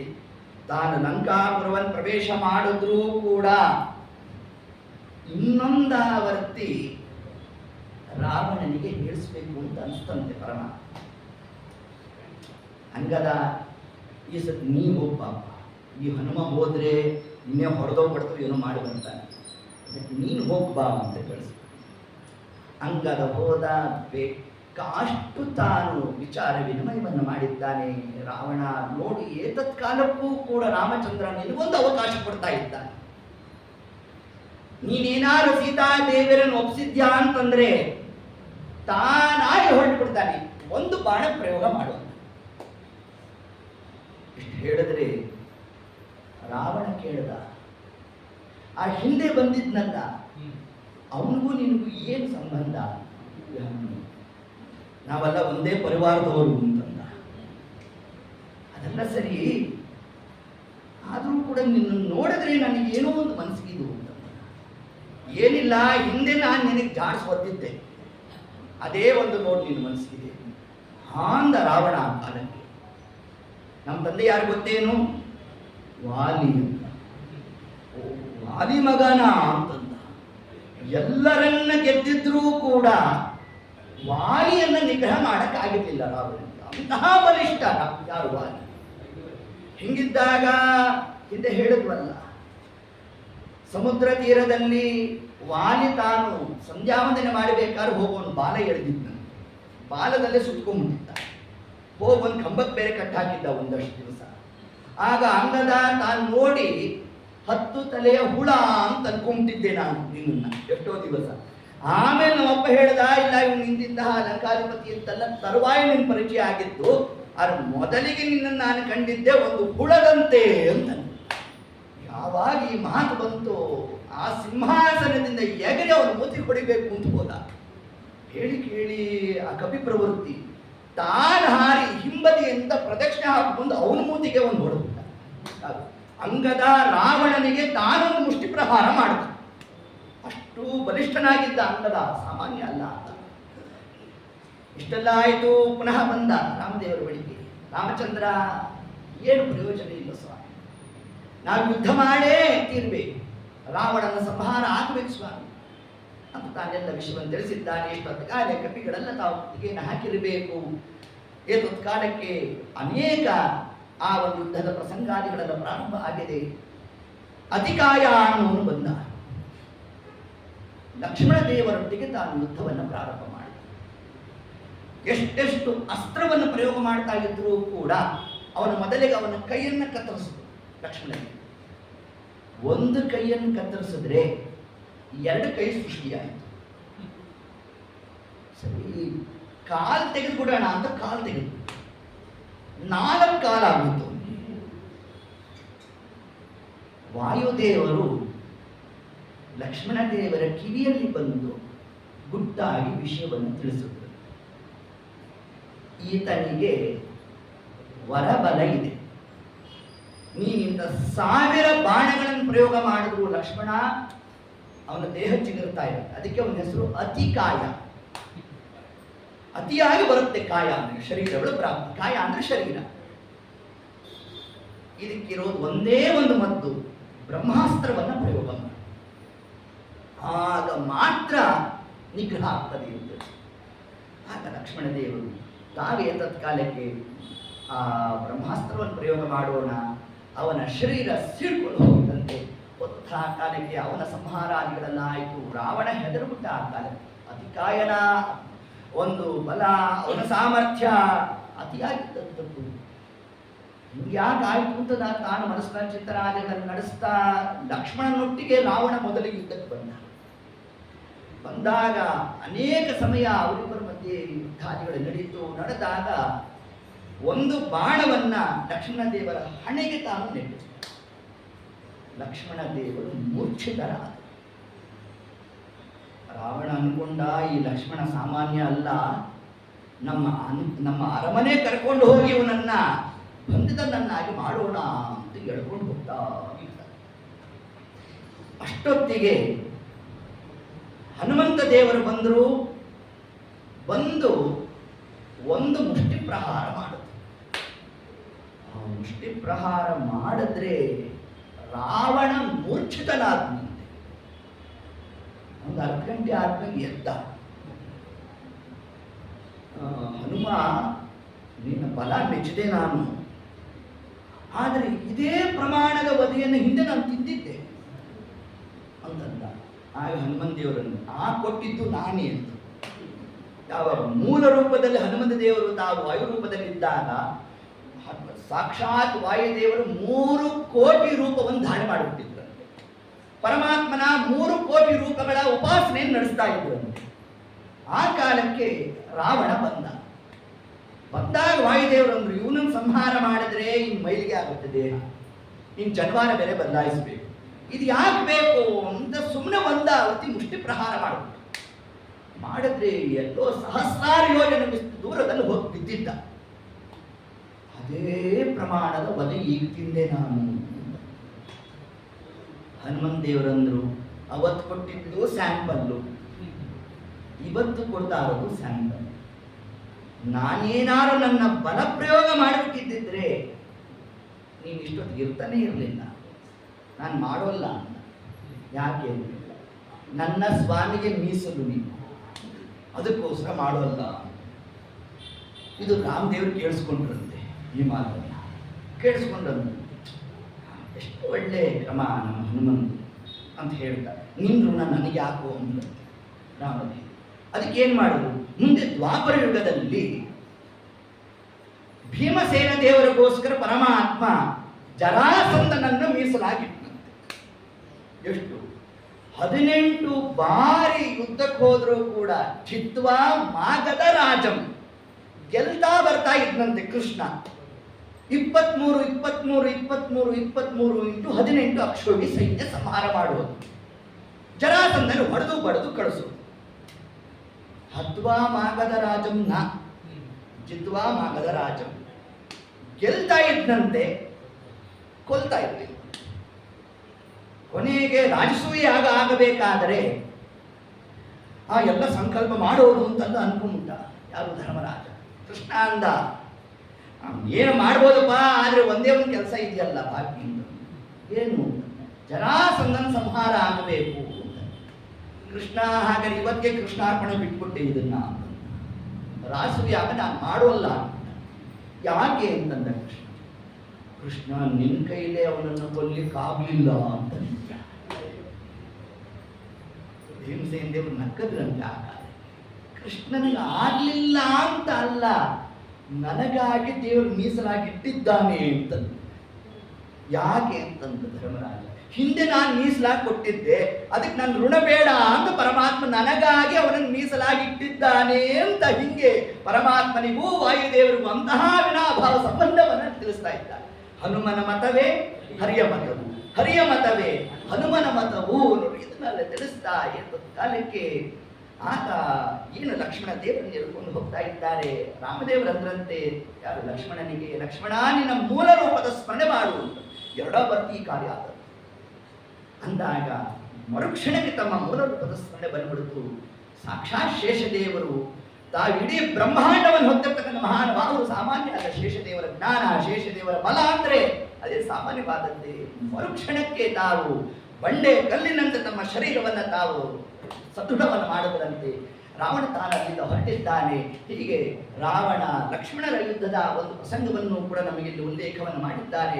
ಇಷ್ಟೆಲ್ಲ ಆದ ನಂತರ ಮುಂದೆ ರಾವಣ ತಾನು ಪ್ರಥಮ ಯುದ್ಧವನ್ನ 5 ಮಂದಿ ಜೊತೆಗೆ ತಾನು ಮಾಡಿದಂತೆ. ಗಜ, ಗವಾಕ್ಷ, ಗವಯ, ತರವಾಯ, ಗಂಧಮಾದ ಅಂತ ಹೀಗೆ 4-5 ಮಂದಿ ತಾವು ಹೋಗಿ ರಾವಣ ಮೂರ್ಛಿತನಾಗುವಂತೆ ಮಾಡಬೇಕು. ಇಷ್ಟೆಲ್ಲ ಕಾರ್ಯಾದಿಗಳಾಯಿತು. ಒಬ್ಬೊಬ್ಬರಿಂದಲೂ ಕೂಡ ಪರಾಭವವನ್ನು ಹೊಂದುತ್ತಾ ಇದ್ದಾನೆ. ಕೊನೆಗೆ ತಾನು ಒಂದಾವರ್ತಿ ರಾಮದೇವರೊಟ್ಟಿಗೆ ಯುದ್ಧಕ್ಕೆ ಬರಬೇಕು ಅಂತ ಅನ್ನೋಷ್ಟರಲ್ಲೇ ಇಂದ್ರಜಿತ್ ಬಂದ. ನಾನಿನ್ನೂ ಬದುಕಿದ್ದೇನೆ ಅಂತ. ಸರಿಯಪ್ಪ, ನೀನು ಹೋಗಿ ಸಾಯಿ, ಆಮೇಲೆ ನಾನು ಹೋಗ್ತೇನೆ ಅಂತ. ಇಂದ್ರಜಿತ್ ಬಂದರೆ ಅವನಿಗೆ ಸಾಮಾನ್ಯ ಅಲ್ಲ. ಅವನ ಹೆಸರೇ ಹೇಳ್ತಾ ಇದೆ. ಇಂದ್ರದೇವರನ್ನು ಗೆದ್ದಿರ್ತಕ್ಕಂಥವ ಆತ. ತಾನು ನಾಗಾಸ್ತ್ರವನ್ನು ಪ್ರಯೋಗ ಮಾಡುತ್ತ. ಆ ನಾಗಾಸ್ತ್ರವನ್ನು ತಾನು ಪ್ರಯೋಗ ಮಾಡಿದ್ರೆ ಶೇಷದೇವರ ಮೊದಲಾಗಿ, ಅರ್ಥಾತ್ ಲಕ್ಷ್ಮಣ ದೇವರೇ ಮೊದಲಾದಂಥವರೆಲ್ಲರೂ ಕೂಡ ಮೂರ್ಛಿತರಾದ, ಎಲ್ಲರೂ ಕೂಡ ಸಾಯುವ ಹಂತವನ್ನು ತಲುಪಿದ್ದಾರೆ. ಇಷ್ಟೊತ್ತಿಗೆ ವಿಭೀಷಣ ತಾನು ಕಾರ್ಯನಿಮಿತ್ತ ಎಲ್ಲೋ ಹೋಗಿದ್ದ. ವಿಷಯ ಮುಗಿತು. ಹನುಮಂತ ದೇವರ ಜೊತೆಗೆ ತಾನು ಬಂದ. ಎಲ್ಲ ಕಡೆ ನೋಡ್ಕೊಂಡು ಬಂದ. ಎಲ್ಲ ಕಪಿಗಳು ಕೂಡ ಮೂರ್ಛಿತರಾಗಿರ್ತಕ್ಕಂತಹ ಅವಸ್ಥಾ ಪ್ರಾಪ್ತಿಯಾಗಿದೆ. ಒಬ್ಬರು ಮಾತ್ರ ಸ್ವಲ್ಪ ದೇಹ ಅಲ್ಲಾಡ್ತಾ ಇತ್ತು. ಜಾಂಬವಂತನ ದೇಹ. ವಿಭೀಷಣ ಹೋದ.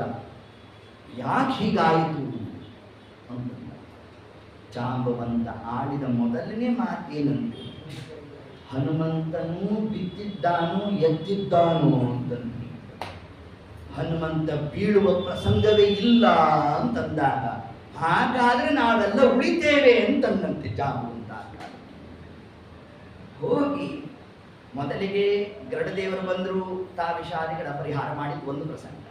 ಇನ್ನು ಅದ್ಯಾಕೆ ಯಾಕೆ ಗರುಡದೇವರ ಕೈಯಿಂದ ಮಾಡಿಸಿದ್ರು ಅಂತಂದ್ರೆ, ಗರುಡದೇವರ ಸೇವೆ ಆಗಿರಲಿಲ್ಲ, ರುದ್ರದೇವರ ಸೇವೆ ಆಗೋಗಿತ್ತು. ಯಾಕೆ ಸೀತಾದೇವಿಯರ ಸೇವೆಯನ್ನು ತಾವು ನಡೆಸಿರ್ತಕ್ಕಂಥದ್ದು. ಇಷ್ಟೆಲ್ಲ ಪ್ರಸಂಗವನ್ನು ತಿಳಿಸಿದ್ದಾರೆ. ಇನ್ನು ರಾಮಸೇತು ನಿರ್ಮಾಣ ಆಗೋ ಕಾಲಕ್ಕೆ ರುದ್ರದೇವರನ್ನು ಪ್ರತಿಷ್ಠಾಪನೆ ಮಾಡಿರ್ತಕ್ಕಂಥದ್ದು ಬೇರೆ. ರುದ್ರದೇವರ ಪ್ರತಿಷ್ಠಾಪನೆ ಮಾಡಿದ್ದೇ ಅನೇಕ ಮಂದಿಗೆ ಪುಷ್ಟಿ ಕೊಟ್ಬಿಡ್ತು. ರಾಮದೇವಿಲ್ಲ, ಮುಂದೆ ರಾವಣನ ಸಂಹಾರ ಮಾಡಿಬಿಟ್ಟಿದ್ರಲ್ಲ, ಬ್ರಹ್ಮಹತ್ಯಾ ದೋಷ ಬಂದ್ಬಿಟ್ಟಿತ್ತು. ಅದನ್ನ ಪರಿಹಾರಕ್ಕೋಸ್ಕರ ರುದ್ರದೇವರ ಪೂಜೆ ಅಂತ ಹಿಂಗೆ ಅರ್ಥ ಮಾಡ್ತದೆ. ಆದರೆ ಪರಮಾತ್ಮನಿಗೆ ದೋಷ ಅಂತಲ್ಲ, ಆಲದೆಲೆಯ ಮೇಲೆ ಶಿವಲಿಂಗವ ನಿಲ್ಲಿಸುವರೇ ಶೋಭಾನೆ ಅಂತ ರಾಜರು ಯುಕ್ತಿ ಪ್ರಯೋಗ ಮಾಡ್ತಾರೆ. ಹಾಗೆ ಬ್ರಹ್ಮಾದಿ ಅಲ್ಲ, ಒಬ್ಬ ರಾವಣನನ್ನ ಸಂಹಾರ ಮಾಡಿದರೆ ಬ್ರಹ್ಮತ್ಯಾ ದೋಷ ದೇವರಿಗೆ ಬರುತ್ತೆ ಅನ್ನೋದೇ ನಿಶ್ಚಿತ. ಆದರೆ ಇನ್ನು ಬ್ರಹ್ಮದೇವರನ್ನೇ ಸಂಹಾರ ಮಾಡುವ ನಮ್ಮ ದೇವರಿಗೆ ಪ್ರಳಯ ಕಾಲದಲ್ಲಿ ಆಲದೆಲೆ ಮೇಲೆ ಶಿವಲಿಂಗವನ್ನು ಪರಮಾತ್ಮ ಸ್ಥಾಪನೆ ಮಾಡ್ತಾನ ಅಂತ ಕೇಳಿದ್ರು ಯಾರು? ವಾದಿರಾಜ ಸ್ವಾಮಿ. ಆದ್ದರಿಂದ ಹಂಗ ಪರಮಾತ್ಮನಲ್ಲಿರೋ ದೋಷ ಪರಿಹಾರಕ್ಕಾಗಲ್ಲ, ರುದ್ರದೇವರಿಗೆ ಅನುಗ್ರಹ ಆಗಬೇಕು ಅಂತ ಪರಮಾತ್ಮ ತಾನು ಸ್ಥಾಪನೆ ಮಾಡಿದಂತೆ. ರಾಮ ಸೇತುವಿನ ದರ್ಶನ ಮಾತ್ರದಿಂದ ಎಲ್ಲ ದೋಷಗಳ ಪರಿಹಾರ ಆಗುತ್ತೆ ಎನ್ನುವ ಒಂದು ವಿಶಿಷ್ಟವಾದ ಅಂಶವನ್ನೇ ಪರಮಾತ್ಮ ತಾನಲ್ಲಿ ತಿಳಿಸಿದ್ದಾನೆ. ಹೀಗೆ ಏತತ್ ಕ್ರಮದಿಂದ ಆ ಎಲ್ಲ ವಿಧವಾದಂತಹ ಆ ದೇವತೆಗಳು ತಾವು ಒಬ್ಬೊಬ್ಬರು ಬಂದು ಸೇವೆಯನ್ನು ಮಾಡಿದರೆ ಗರುಡದೇವರಿಗೆ ಅವಕಾಶ ಇರಲಿಲ್ಲ. ಅದಕ್ಕೆ ಹನುಮಂತ ದೇವರಂದರು, ಸ್ವಾಮಿ ಗರುಡಂದು ಒಂದು ಸೇವೆ ಆಗಲಿ ಅಂತ ಹೇಳ್ತಾ ನಾಗಾಸ್ತ್ರಕ್ಕೆ ವಿರುದ್ಧವಾಗಿ ಗರುಡದೇವರು ಬಂದು ತಾವಲ್ಲಿ ವಿಷಾದಿಗಳನ್ನು ನಿವಾರಣೆ ಮಾಡಿದ್ರು. ಇನ್ನು 2ನೇ ಬಾರಿ ತಾವು ಬಂದಾಗ ಆಗ ಜಾಂಬವಂತ ತಾನು ಹೇಳಿದ, ಗಂಧಮಾದನ ಪರ್ವತಕ್ಕೆ ಹೋಗಿ ಆ 5 ಪ್ರಕಾರವಾದ ವೃಕ್ಷಗಳನ್ನು ತರಬೇಕು ಅಂತ ಹೇಳೋಣ. ಆಗ ನಮ್ಮ ಹನುಮಂತ ದೇವರಂದ್ರು, 5 ವೃಕ್ಷ ಯಾವುದೋ ಏನು, ನಾನು ತರೋದು ನೀವೊಂದು ಹೇಳೋದು ಅದನ್ನು ಪ್ರಸಂಗವಿದೆ, ಇಡೀ ಪರ್ವತನ ತಂದುಬಿಡ್ತೀನಿ ಅಂತಂದ್ರೆ. ಅದರಲ್ಲಿ 5 ಪ್ರಕಾರವಾದಂತಹ ಗಿಡಮೂಲಿಕೆಗಳನ್ನು ಶಾಸ್ತ್ರಕಾರ ತಿಳಿಸಿದ್ದಾರೆ. ಮೃತ ಸಂಜೀವಿನಿ, ಸತ್ತವರು ಕೂಡ ಬದುಕಬೇಕಂತ ಅದು ತಂದು ಆ ಎಲೆಯನ್ನು ತೆಗೆದು ಅದನ್ನು ಅರೆದು ಅದನ್ನು ಎಲ್ಲರೂ ಬಾಯಿಗೆ ಹತ್ರ ಮೂಗತ್ರ ಇಟ್ಟು ಬದುಕಿದ್ದಲ್ಲ. ಪರ್ವತ ಬರೋ ಕಾಲಕ್ಕೆ ಎದ್ದುಬಿಟ್ಟಂತೆ. ಅಷ್ಟು ಮಹಿಮಾ ಇದ್ದದ್ರಲ್ಲಿ. ಇನ್ನ ಸಂಧಾನಕರಣಿ ಅಂತ ಒಂದು ಮೂಳೆಗಳೆಲ್ಲ ಮುರ್ಕೊಂಡಿತ್ತು ಅನೇಕ ಮಂದಿ, ಅದೆಲ್ಲ ಸರಿ ಹೋಯ್ತು. ಇನ್ನ ಸುವರ್ಣ, ಸುವರ್ಣ, ಸವರ್ಣ ಅಂತ ಅದು ಶಬ್ದ. ಅಂದ್ರೆ ಈಗ ಗಾಯ ಆಗಿದ್ರೆ ಈಗ ನಮ್ಮಲ್ಲೆಲ್ಲ ಸರ್ಜರಿ ಮಾಡ್ತಾರಲ್ಲ, ಪ್ಲಾಸ್ಟಿಕ್ ಸರ್ಜರಿ ಅಂತ ಮಾಡ್ತಾರೆ, ಆ ಭಾಗಕ್ಕೆ ಪ್ಯಾಚ್ ವರ್ಕ್. ಆ ಪ್ಯಾಚ್ ವರ್ಕ್ ಆಗಿರೋದು ನೋಡೇ ನಮ್ಗೆ ಗೊತ್ತಾಗುತ್ತೆ ಇದು ಸರ್ಜರಿ ಆಗಿದೆ ಅಂತ.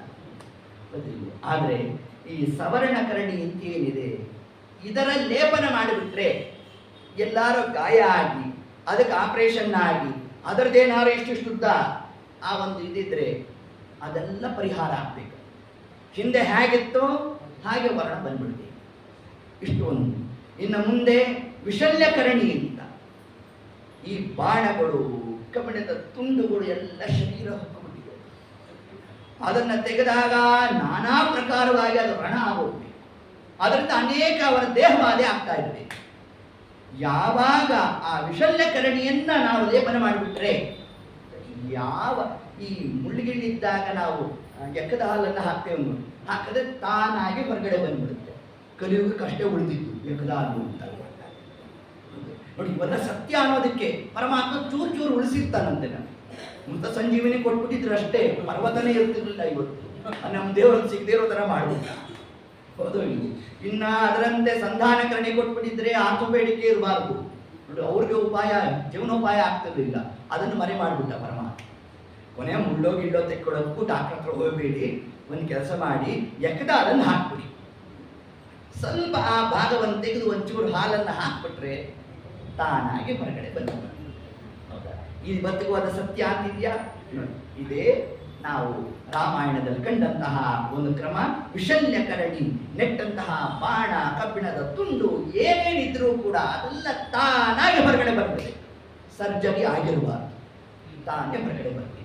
ಇಷ್ಟು ಕ್ರಮದಲ್ಲಿ ಆ ಗಂಧಮಾದನ ಪರ್ವತವನ್ನ ಹನುಮಂತ ದೇವರ ತರೋಣ ತಂದಂತಹ ಕಾಲಕ್ಕೆ ಎಲ್ಲರೂ ಕೂಡ ರಾವಣನ ಪಕ್ಷದಲ್ಲಿದ್ದವರು ಎದ್ದುಬಿಟ್ರು.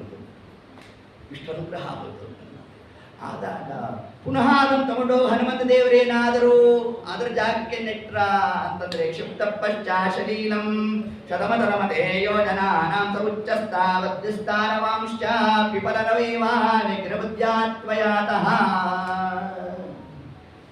ಎಂತಹ ಕೌಶಲ್ಯ ಹನುಮಂತ ದೇವರದು ಅಂತಂದ್ರೆ, ಆ ಗಂಧಮಾದನ ಪರ್ವತವನ್ನು ಏನು ಕಿತ್ತು ತಂದಿದ್ರು ಪುನಃ ಹೋಗಿ ಅದನ್ನು ಹಾಗೆ ಕೂಡಿಸಿದ್ದಲ್ವ, ನಿಂತ ಜಾಗದಲ್ಲೇ ಅದನ್ನ ತಾವು ಸ್ಥಳಾಂತರ ಮಾಡಿದ್ರೆ ಯಾವ ವೃಕ್ಷ ಯಾವ ರಂಧ್ರದಿಂದ ಬಂದಿತ್ತೋ ಅದೇ ರಂಧ್ರಕ್ಕೆ ಹೋಗಿ ಕೂತು. ಅಷ್ಟು ಕೌಶಲ್ಯವನ್ನ ಹನುಮಂತ ದೇವರು ತಾವಲ್ಲಿ ತಾವು ತೋರ್ತಾ ಇರೋಣ. ಇಷ್ಟು ಕ್ರಮದಿಂದ ಆ ಎಲ್ಲ ವಿಧವಾದಂಥ ಕಾರ್ಯಾದಿಗಳನ್ನು ಪ್ರವೃತ್ತ ಆಯಿತು. ಇದಾದ ನಂತರದಲ್ಲಿ ರಾವಣನಿಗೂ ರಾಮದೇವರಿಗೂ ಯುದ್ಧ ಪ್ರಾರಂಭ ಆಯಿತು. ಮೊದಲನೇ ದಿವಸ ರಾವಣ ತಾನು ಪುಷ್ಪಕ ವಿಮಾನದಲ್ಲಿ ಬಂದಾಗ ರಾಮದೇವರು ನೆಲದಲ್ಲಿ ನಿಂತಿದ್ದರು. ಇಬ್ಬರಿಗೂ ಯುದ್ಧ ಪ್ರಾರಂಭ ಆಯಿತು. ಅವನು ಪುಷ್ಪಕ ವಿಮಾನದಲ್ಲಿ ಬಂದಿದ್ದೇ ಅವನಿಗೆ ಮಾರಕ. ಕಾರಣ ಆ ಪುಷ್ಪಕ ವಿಮಾನದಿಂದಲೇ ತಾನು ಅದ್ಯಾಪಿ ತಪಸ್ ಮಾಡಿದಾಗ ಮೊದಲಿಗೆ ತಾನು ಅಪಕರ್ಷಣೆ ಮಾಡಿದ್ದೇ ಯಾವುದನ್ನ? ಪುಷ್ಪಕ ವಿಮಾನವನ್ನ. ಯಾರ ಬಳಿಯಲ್ಲಿತ್ತದು? ಕುಬೇರನ ಬಳಿಯಲ್ಲಿತ್ತು. ಕುಬೇರ ತಾನೊಂದು ಶಾಪ ಕೊಟ್ಟ. ಏಕಾಏಕಿ ಬೆನ್ಸ್ ಕಾರ್ ಮನೇಲಿ ಇದ್ದದ್ದನ್ನು ತಗೊಂಡು ಹೊಟ್ಟೋದ್ರೆ ಸುಳ್ಬಿಡ್ತಾರ? ಹಂಗಿತ್ತು ಆ ಪುಷ್ಪಕ ವಿಮಾನ. ಬ್ರಹ್ಮದೇವರಿಂದ ದತ್ತವಾದಂತಹ ಪುಷ್ಪಕ ವಿಮಾನ. ಅದನ್ನು ಯಾವಾಗ ರಾವಣ ತಾನು ಅಪಹರಣ ಮಾಡಿಕೊಂಡು ಹೋದಂತಹ ಕಾಲಕ್ಕೆ ಯಾವ ದಿವಸ ಈ ಪುಷ್ಪಕ ವಿಮಾನದಲ್ಲಿ ನೀನು ಯುದ್ಧಕ್ಕೆ ಹೋಗ್ತೀಯೋ ಆಗ ನಿನಗೆ ಮರಣ ಪ್ರಾಪ್ತಿ ಇತ್ತು. ಕುಬೇರನ ಶಾಪ ಇತ್ತು. ಅದು ಮರ್ತೋಗಿತ್ತವನಿಗೆ. ಇದೇ ಯುದ್ಧದ ಗಾಬರಿಬೇರೆ. ಹೀಗಿರಬೇಕಾದರೆ ಆ ಮೊದಲನೇ ದಿವಸ ಬಂದಾಗ ರಾಮದೇವರು ತಾವು ನೆಲದಲ್ಲಿ ನಿಂತು ಯುದ್ಧವನ್ನು ಮಾಡ್ತಿದ್ರು. ಹನುಮಂತ ದೇವರು ನೋಡಿದಾಗ ದುಃಖ ಆಯಿತಂತೆ. ಜಗಸ್ವಾಮಿ ಆದ ಪರಮಾತ್ಮ ಅವನು ಹೀಗೆ ನಿಂತಿರೋದು, ಒಬ್ಬ ದೈತ್ಯ ಪುಷ್ಪದಲ್ಲಿ ಬರೋದು, ಇವೆಲ್ಲ ಸರಿಯೋಗಲ್ಲ ಅಂತ ಹೊರದು ವಾಯುವಾಹನ. ಹನುಮಂತ ದೇವರೇ ತಾವು ರಾಮದೇವರನ್ನು ಕೂಡಿಸ್ಕೊಂಡು ತಾವು ಯುದ್ಧಾದಿಗಳನ್ನೆಲ್ಲ ಮೊದಲನೇ ದಿವಸ ಮಾಡಿದ್ದಾರೆ. ಮಾಡಿದಾಗ ಇಂದ್ರ ತಾನು ನೋಡಿದಾಗ ಅವನ ಮನಸ್ಸಿಗೆ ಬಂತು, ಅಲ್ಲ ಹನುಮಂತ ದೇವರಲ್ಲಿದ್ದರು, ಅವರು ತಾವು ಕುಡಿಸ್ಕೊಂಡು ಇಷ್ಟೆಲ್ಲ ಸೇವೆ ಮಾಡ್ತಾ ಇದ್ದಾರೆ, ನನ್ನಿಂದ ಏನು ಸೇವೆ ಮಾಡೋಣ ಅಂತ ತನ್ನ ರಥ ತನ್ನ ಸಾರಥಿಯನ್ನು ತಾನು ಕಳಿಸ್ಕೊಟ್ಟು ಮಾರನೇ ದಿವಸದಿಂದ ಇಂದ್ರ ಕೊಟ್ಟಂತಹ ರಥದಲ್ಲಿ ರಾಮದೇವರು ತಾವಿದ್ದು ಅಲ್ಲಿ ಯುದ್ಧಾದಿಗಳನ್ನು ಪ್ರಾರಂಭ ಮಾಡು. ಇವನ ಋಣವನ್ನು ನಮ್ಮ ದೇವರು ಇಟ್ಕೊಳ್ಳಿಲ್ಲ. ಇವತ್ತು ನೀನು ನಿನ್ನ ರಥವನ್ನ ಕಳಿಸ್ಕೊಟ್ಟಿದ್ದರ ಫಲ ಮುಂದೆ ನಿನ್ನ ರಥಕ್ಕೆ ನಾನೇ ಸಾರಥಿಯಾಗಿ ಬರ್ತೇನೆ ಎನ್ನುತ್ತೆ ಪರಮಾತ್ಮನು. ಆ ಇಂದ್ರನೇ ಮುಂದೆ ಯಾರು ಅರ್ಜುನನಾಗಿ ಬಂದದ್ದು. ಇಂದ್ರ ತಾನು ತನ್ನ ಸಾರಥಿಯನ್ನ ರಾಮದೇವರಿಗೆ ಸಾರಥಿಯನ್ನಾಗಿ ಕಳಿಸ್ಕೊಟ್ರೆ ಕೊಟ್ಟಿದ್ದನ್ನು ಅನಂತ ಮಡಿ ಮಾಡಿ ಕೊಡುವ ಪರಮಾತ್ಮ. ಏತನ್ನ ನೀನು ನಿನ್ನ ಭೃತ್ಯನನ್ನು ಕಳಿಸ್ಕೊಟ್ರೆ ನಾನೇ ನಿನಗೆ ಭೃತ್ಯನಾಗಿ ಬರ್ತೇನೆ ಅಂತ ಪರಮಾತ್ಮ. ಏನು ಕರುಣಾ ನಿಧಿಯೋ ಹರಿಯು, ಮತ್ತೇನು ಭಕ್ತಾದೀನನು, ಮತ್ತೇನು ಈತನ ಲೀಲೆ ಇಚ್ಛಾ ಮಾತ್ರದಿ ಬರುವ. ಕೊಟ್ಟಿದ್ದನ್ನು ಅನಂತ ಮಡಿ ಮಾಡಿ ಕೊಡುವ ಪರಮಾತ್ಮ ಅಂತಂದ್ರೆ ನಾವು ಬರೀ ರಾಮಾಯಣ ಒಂದು ಹಿಡ್ಕೊಂಡ್ರೆ ಪರಮಾತ್ಮನ ಕಾರುಣ್ಯ ಅರ್ಥ ಆಗೋಲ್ಲ. ಅಲ್ಲಿ ಮಾಡಿರ್ತಕ್ಕಂಥ ಸೇವೆಗೂ ಪರಮಾತ್ಮ ತಾನು ಫಲ ಕೊಡ್ತಾನೆ. ಸ್ವಲ್ಪ ಏನಾದ್ರು ದೋಷ ಮಾಡಿದ್ರು ತಿಮ್ಮಪ್ಪ ಶೆಟ್ಟಿ ನೋಡ್ರಿ ಅದಕ್ಕೂ ಫಲ ಕೊಟ್ಬಿಡ್ತಾನೆ. ತಿಮ್ಮಪ್ಪ ಶೆಟ್ಟಿ ಅಂದ್ರೆ ಒಂದು ನಾವು ಬಂತು. ಇನ್ನೇನು ಲಂಕಾಪುರಕ್ಕೆ ಹೋಗಬೇಕಾದರೆ ಅಲ್ಲೊಂದು ಗುಹಾ ಇತ್ತಂತೆ. ಆ ಗುಹೆಗೆ ಹೋದ್ರು ಕಪಿಗಳೆಲ್ಲ. ಇದ್ರಿಗೂ ನಾವು ನೋಡಿಲ್ವಲ್ಲ ಈ ಗುಹಾನ ಅಂತ ಹೋಗಿ ನೋಡಿದ್ರೆ ಶ್ರೀಭೂ ಸಮೇತನಾದ ಶ್ರೀನಿವಾಸ ದೇವರ ದರ್ಶನ ಪ್ರಾಪ್ತಿ ಆಯ್ತಂತೆ. ನೋಡಿದವರು ಎಲ್ಲ ಹೋದ್ರು, ದರ್ಶನ ಮಾಡಿಕೊಂಡ್ರು, ನೋಡಿದ್ರ ಅಂತ ಎಲ್ಲರೂ ಹೇಳ್ಕೊಂಡ್ಬಂದ್ರು. ಎಲ್ರಿಗೂ ದರ್ಶನ ಆಯ್ತು. ಇನ್ನೇನು ತಾವು ಹೋಗ್ಬೇಕಾದ್ರೆ ಇನ್ನೊಂದ್ಸತಿ ದರ್ಶನ ಮಾಡ್ಕೊಂಡು ಬರೋಣ ಅಂತ ಹೋದ್ರು. ಆ ಗುಹೆನೇ ಕಾಣಿಸ್ಲಿಕ್ಕೆ ಬರ್ತದೆ. ಈಗ ಪರಮಾತ್ಮ ತಾನು ಹೊರಡು ಅದ್ಯಾಪಿ ನಿಮ್ಮ ಕಾರ್ಯ ಎಲ್ಲ ಶ್ರೇಯಸ್ಕರ ಆಗುತ್ತೆ, ಶ್ರೀಪ್ರದ ಆಗುತ್ತೆ ಅನ್ನೋದನ್ನು ತಿಳಿಸಲು ಸುಗ ತಾನು ಶ್ರೀನಿವಾಸ ರೂಪದಿಂದ ಪರಮಾತ್ಮ ತಾನು ದರ್ಶನವನ್ನು ಕೊಟ್ಟಿದ್ದಾನೆ. ಶ್ರಿಯಂ ನಿತರಾಂ ವಾಸಯತಿ ಆಚ್ಛಾದಯತಿ ಗಂಧಯತಿ ಆಲಿಂಗಯತಿ ಇದು ಶ್ರೀನಿವಾಸ ಅಂತ ಏನು ಶಾಸ್ತ್ರಕಾರರು ಶ್ರೀನಿವಾಸ ಶಬ್ದವನ್ನು ತಾವು ನಿರ್ವಚನ ಮಾಡಿಕೊಟ್ಟಿದ್ದಾರೆ. ಆ ಕಪಿಗಳೆಲ್ಲ ತಾವು ಯುದ್ಧಕ್ಕೆ ಹೊರಡುವ ಪೂರ್ವದಲ್ಲಿ ಪರಮಾತ್ಮನ ಯಾವ ರೂಪದ ದರ್ಶನ ಆಯಿತು? ಕಲಿಯುಗದ ರೂಪದ ದರ್ಶನ ಆಯಿತು. ಅದಕ್ಕೆ ಕಲಿಯುಗದ ಜನರು ಬಹಳ ಧನ್ಯರಂತೆ. ಯಾವ ದ್ವಾಪರ ಯುಗದಲ್ಲಿ ತ್ರೇತಾಯುಗದಲ್ಲಿ ಆ ಶ್ರೀನಿವಾಸನ ದರ್ಶನವಂತ ಮಾಡಿದ್ರು, ಆ ಶ್ರೀನಿವಾಸನೇ ಕಲಿಯುಗದ ದೈವನಾಗಿ ಕೂತಿದ್ದಾನನು. ಅದಕ್ಕೆ ದೇವತೆಗಳು ಕೂಡ ಎಲ್ಲಿಗೆ ಬರ್ತಾರಂತೆ? ಸ್ವಾಮಿ ಪುಷ್ಕರಣಿ ತೀರೇ ರಮಯಾ ಸಹ ಮೋದತೆ. ಸಮಸ್ತವಾದ ದೇವತಾ ವರ್ಗ ತಾವು ಬಂದು ಯಾಕೆ ಸೇವೆ ಮಾಡ್ತಾ ಇದ್ದಾರೆ ಅಂತಂದ್ರೆ ಅಷ್ಟು ಅನುಗ್ರಹಕವಾದಂತಹ ರೂಪ ಯಾವುದು? ಶ್ರೀನಿವಾಸ ರೂಪ. ಅಷ್ಟು ಅಂಶವನ್ನು ಅಲ್ಲಿ ತಾವು ತಿಳಿಸಿದ್ದಾರೆ. ಹೀಗೆ ಪರಮಾತ್ಮ ಅಷ್ಟು ಕಾರ್ಯವನ್ನು ಪರ್ವತಾರಿಗಳನ್ನು ಮಾಡ್ತಾ ಆ ಇಂದ್ರದೇವರು ತಾವು ರಥವನ್ನು ಕಳಿಸ್ಕೊಟ್ರೆ ನಮ್ಮ ದೇವರಂತ ಮುಂದೆ ನಾನೇ ನಿನ್ನ ರಥಕ್ಕೆ ಸಾರಥಿಯಾಗಿ ಬರ್ತೇನೆ ಅಂತ. ಇಷ್ಟು ಕ್ರಮವನ್ನು ನಾವು ಚಿಂತನಾದಿಗಳನ್ನು ಮಾಡುತ್ತಾ ರಾವಣನ 2ನೇ ದಿವಸದ ಯುದ್ಧ ಆಯಿತು. ಆದಾಗ ಇನ್ನೇನು ತಾನು ಎಲ್ಲ ನಿರಸ್ತ್ರನಾಗಿ ತಾನು ಕೂತಿದ್ದಾನೆ, ಮೂರ್ಛಿತನಾಗುವ ಪ್ರಸಂಗ ಬಂತು. ಆಗ ರಾಮದೇವರು ಕರೆದ್ರು ರಾವಣನನ್ನ, ನೋಡು ಈಗ ನಾನು ಬಾಣ ಪ್ರಯೋಗ ಮಾಡಿ ನಿನ್ನ ಸಂಹಾರ ಮಾಡಬಹುದು, ಮಾಡೋಲ್ಲ ನನ್ನ ಕೊನೆಯ ಅವಕಾಶ ಕೊಡ್ತೇನೆ, ಮನೆಗೆ ಹೋಗು, ಪುನಃ ಯುದ್ಧಕ್ಕೆ ಬರಬೇಕು ಅಂತ ಅಪೇಕ್ಷೆ ಇದ್ರೆ ನಿನ್ನ ಕೊನೆಯ ಆಸೆ ಏನಿದೆ ಅದನ್ನು ತೀರಿಸ್ಕೊಂಡ್ಬಿಡು. ಈ ಒಂದು ಸಿದ್ಧಾಂತ ಕಲಿಯುಗದಲ್ಲೂ ಉಂಟು. ಹಾಗೆ ಆ ಡೆತ್ ನೋಟ್ ಅನ್ನು ಬರೀತಾರೆ ನೋಡಿ ನ್ಯಾಯಾಧೀಶರು. ಗಲ್ಲು ಶಿಕ್ಷೆಯನ್ನು ವಿಧಿಸೋ ಕಾಲಕ್ಕೆ ಅವರು ಕೇಳ್ತಾರೆ, ನಿನ್ನ ಕೊನೆಯ ಆಸೆ ಏನಾದ್ರು ಇದ್ರೆ ಅದು ಕೋರ್ಟ್ ಪೂರ್ಣ ಮಾಡುತ್ತೆ, ಚೌಕಟ್ಟಿನಲ್ಲಿ ಇರಬೇಕು ಅಂತ ತಿಳಿಸ್ತಾರೆ. ಈ ಸಿದ್ಧಾಂತ ಬಂದದ್ದು ಯಾರಿಂದ? ರಾಮದೇವರಿಂದ ಬಂದದ್ದು. ಇಷ್ಟು ಕ್ರಮದಲ್ಲಿ ಆಗ ರಾವಣ ತಾನು ಹೋದ, ಏನು ಅಪೇಕ್ಷೆ ಏನಿಲ್ಲ ಮೊದಲು ತಾನು ಪ್ರಾಣ ಉಳಿಸ್ಕೊಂಡ್ರೆ ಸಾಕು ಯೋಚನೆ ಮಾಡ್ತಿದ್ದ. ಇಷ್ಟೆಲ್ಲ ಆಯಿತು. ತನ್ನ ಮೂಲ ಬಲವನ್ನ ಏತತ್ ಕಾಲಕ್ಕೆ ತರಿಸ್ಬೇಕು ಅಂತೆಲ್ಲ ಮನಸ್ಸಿಗೆ ಬಂತು. ಆ ಮೂಲ ಬಲ ಬರೋ ಪೂರ್ವದಲ್ಲಿ ತನ್ನ ಬಲಕ್ಕೆ ಸದೃಶನಾದಂತಹ ಕುಂಭಕರ್ಣನನ್ನು ಕರೆಸಬೇಕು. ಆ ಕುಂಭಕರ್ಣನನ್ನ ಎಬ್ಸೋ ಕ್ರಮ ಏನಿದೆ, ರಾಮದೇವ್ರ ಜೊತೆ ಯುದ್ಧ ಆದರೂ ಮಾಡ್ಬೋದಿತ್ತಂತೆ, ಕುಂಭಕರ್ಣನ್ ಎಬ್ಸೋ ಕ್ರಮ ಆಗ್ತಿರ್ಲಿಲ್ಲ. ಏನು 10,000 ಮಂದಿ ಹೋದ್ರಂತೆ ಅವನನ್ನು ಎಬ್ಸಕ್ಕೆ. ಏನು ಮಾಡಿದ್ರು ಮೂಗು ಕುತ್ತಾದ್ರಂತೆ. ಸುಮ್ಮನೆ ಕೈ ತಗಲ್ಬಿಟ್ರೆ ಮೂಗು ಅದು ತಾನು ಬಾಧೆ ತಡೆಯುವಲ್ಲ. ಆ ಮೂಗಿಗೆ ಹೊಡಿತಾ ಇದ್ರೂ ಕೂಡ ಬ್ರಹ್ಮದೇವರ ವರ ಸಾಮಾನ್ಯನಾದ ನಿದ್ರಾವತ್ವಂ ದೇಹಿ ಅಂತಲೂ ನಿರ್ದೈವತ್ವಂ ಆಗಬೇಕಾಗಿತ್ತಲ್ಲಿ.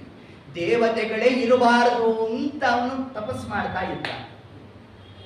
ಆಗ ಬ್ರಹ್ಮದೇವರಂದ್ರು, ಏನೇನೋ ಅಪಲಾಪ ಮಾಡ್ತಾ ಇದ್ದಾನೆ, ಸರಸ್ವತಿ ದೇವಿ ನೀವು ಹೋದ ಅವನ ನಾಲಿಗೆಯಲ್ಲಿ ಒಂದು ಸ್ವಲ್ಪ ಶಬ್ದವನ್ನು ವ್ಯತ್ಯಾಸ ಮಾಡುವಂತ. ನಿದ್ರಾ ಅನ್ನೋ ಶಬ್ದ ಬಂದ್ಬಿಡ್ತಂತೆ. ತಥಾಸ್ತು ಅಂದ್ರು ಬ್ರಹ್ಮದೇವರು ಹೊರಟೆ. ಅವನು ಅನ್ಕೊಂಡ ಒಳ್ಳೇದಾಯ್ತು, ಸುಮ್ಮನೆ ಬಿದ್ಕೊಂಡಿರ್ಬೋದು ಅಂತ ಅವನು ಅನ್ಕೊಂಡು ಬಿದ್ಕೊಂಡೇ ಇದ್ದ. ಸರಿ, ಎಲ್ಲ ದೈತ್ಯರು ರಾಕ್ಷಸರು ಎಲ್ಲರೂ ಹೋಗಬೇಕು, ಅನೇಕ ಮಾಂಸ ಪದಾರ್ಥಗಳನ್ನೆಲ್ಲ ಅವನು ಮೂಗು ಮುಂದೆ ಇಡಬೇಕು, ಅದಕ್ಕಾದ್ರೂ ಹೇಳ್ತಾನ ಅಂತ ನೋಡಬೇಕು, ಏನಾದ್ರೂ ಹೇಳುವಂತ. ಗೆದ್ದ. ಎದ್ರೆ ಇಡೀ ಲಂಕಾಪುರದ ಆ ಕಟಾಹ ಏನಿತ್ತು, ಕಟಾಂಜನ ಅನಾಯಾಸ ದಾಟ್ಕೊಂಡು ಬಂದ್ಬಿಟ್ಟಂತೆ. ಅಂತಹ ಬೃಹದಾಕಾರವಾದ ಶರೀರವಂತ ಬಂದಿದ್ದ. ರಾವಣನ ಬಳಿಗೆ ಹೋದ. ಅಣ್ಣ ಏನು, ಯಾಕೆ ಎಬ್ಬಿಸ್ದೆ ನನ್ನ? ಏನಿಲ್ಲಪ್ಪ, ನಾಳೆ ನಾನು ಸಾಯ್ತಾ ಇದ್ದೀನಿ, ಅದಕ್ಕೋಸ್ಕರ ನೀನು ಎಬ್ಬಿಸ್ದೆ. ಯಾಕಂತಹ ಪ್ರಸಂಗ ಏನಾಯಿತು?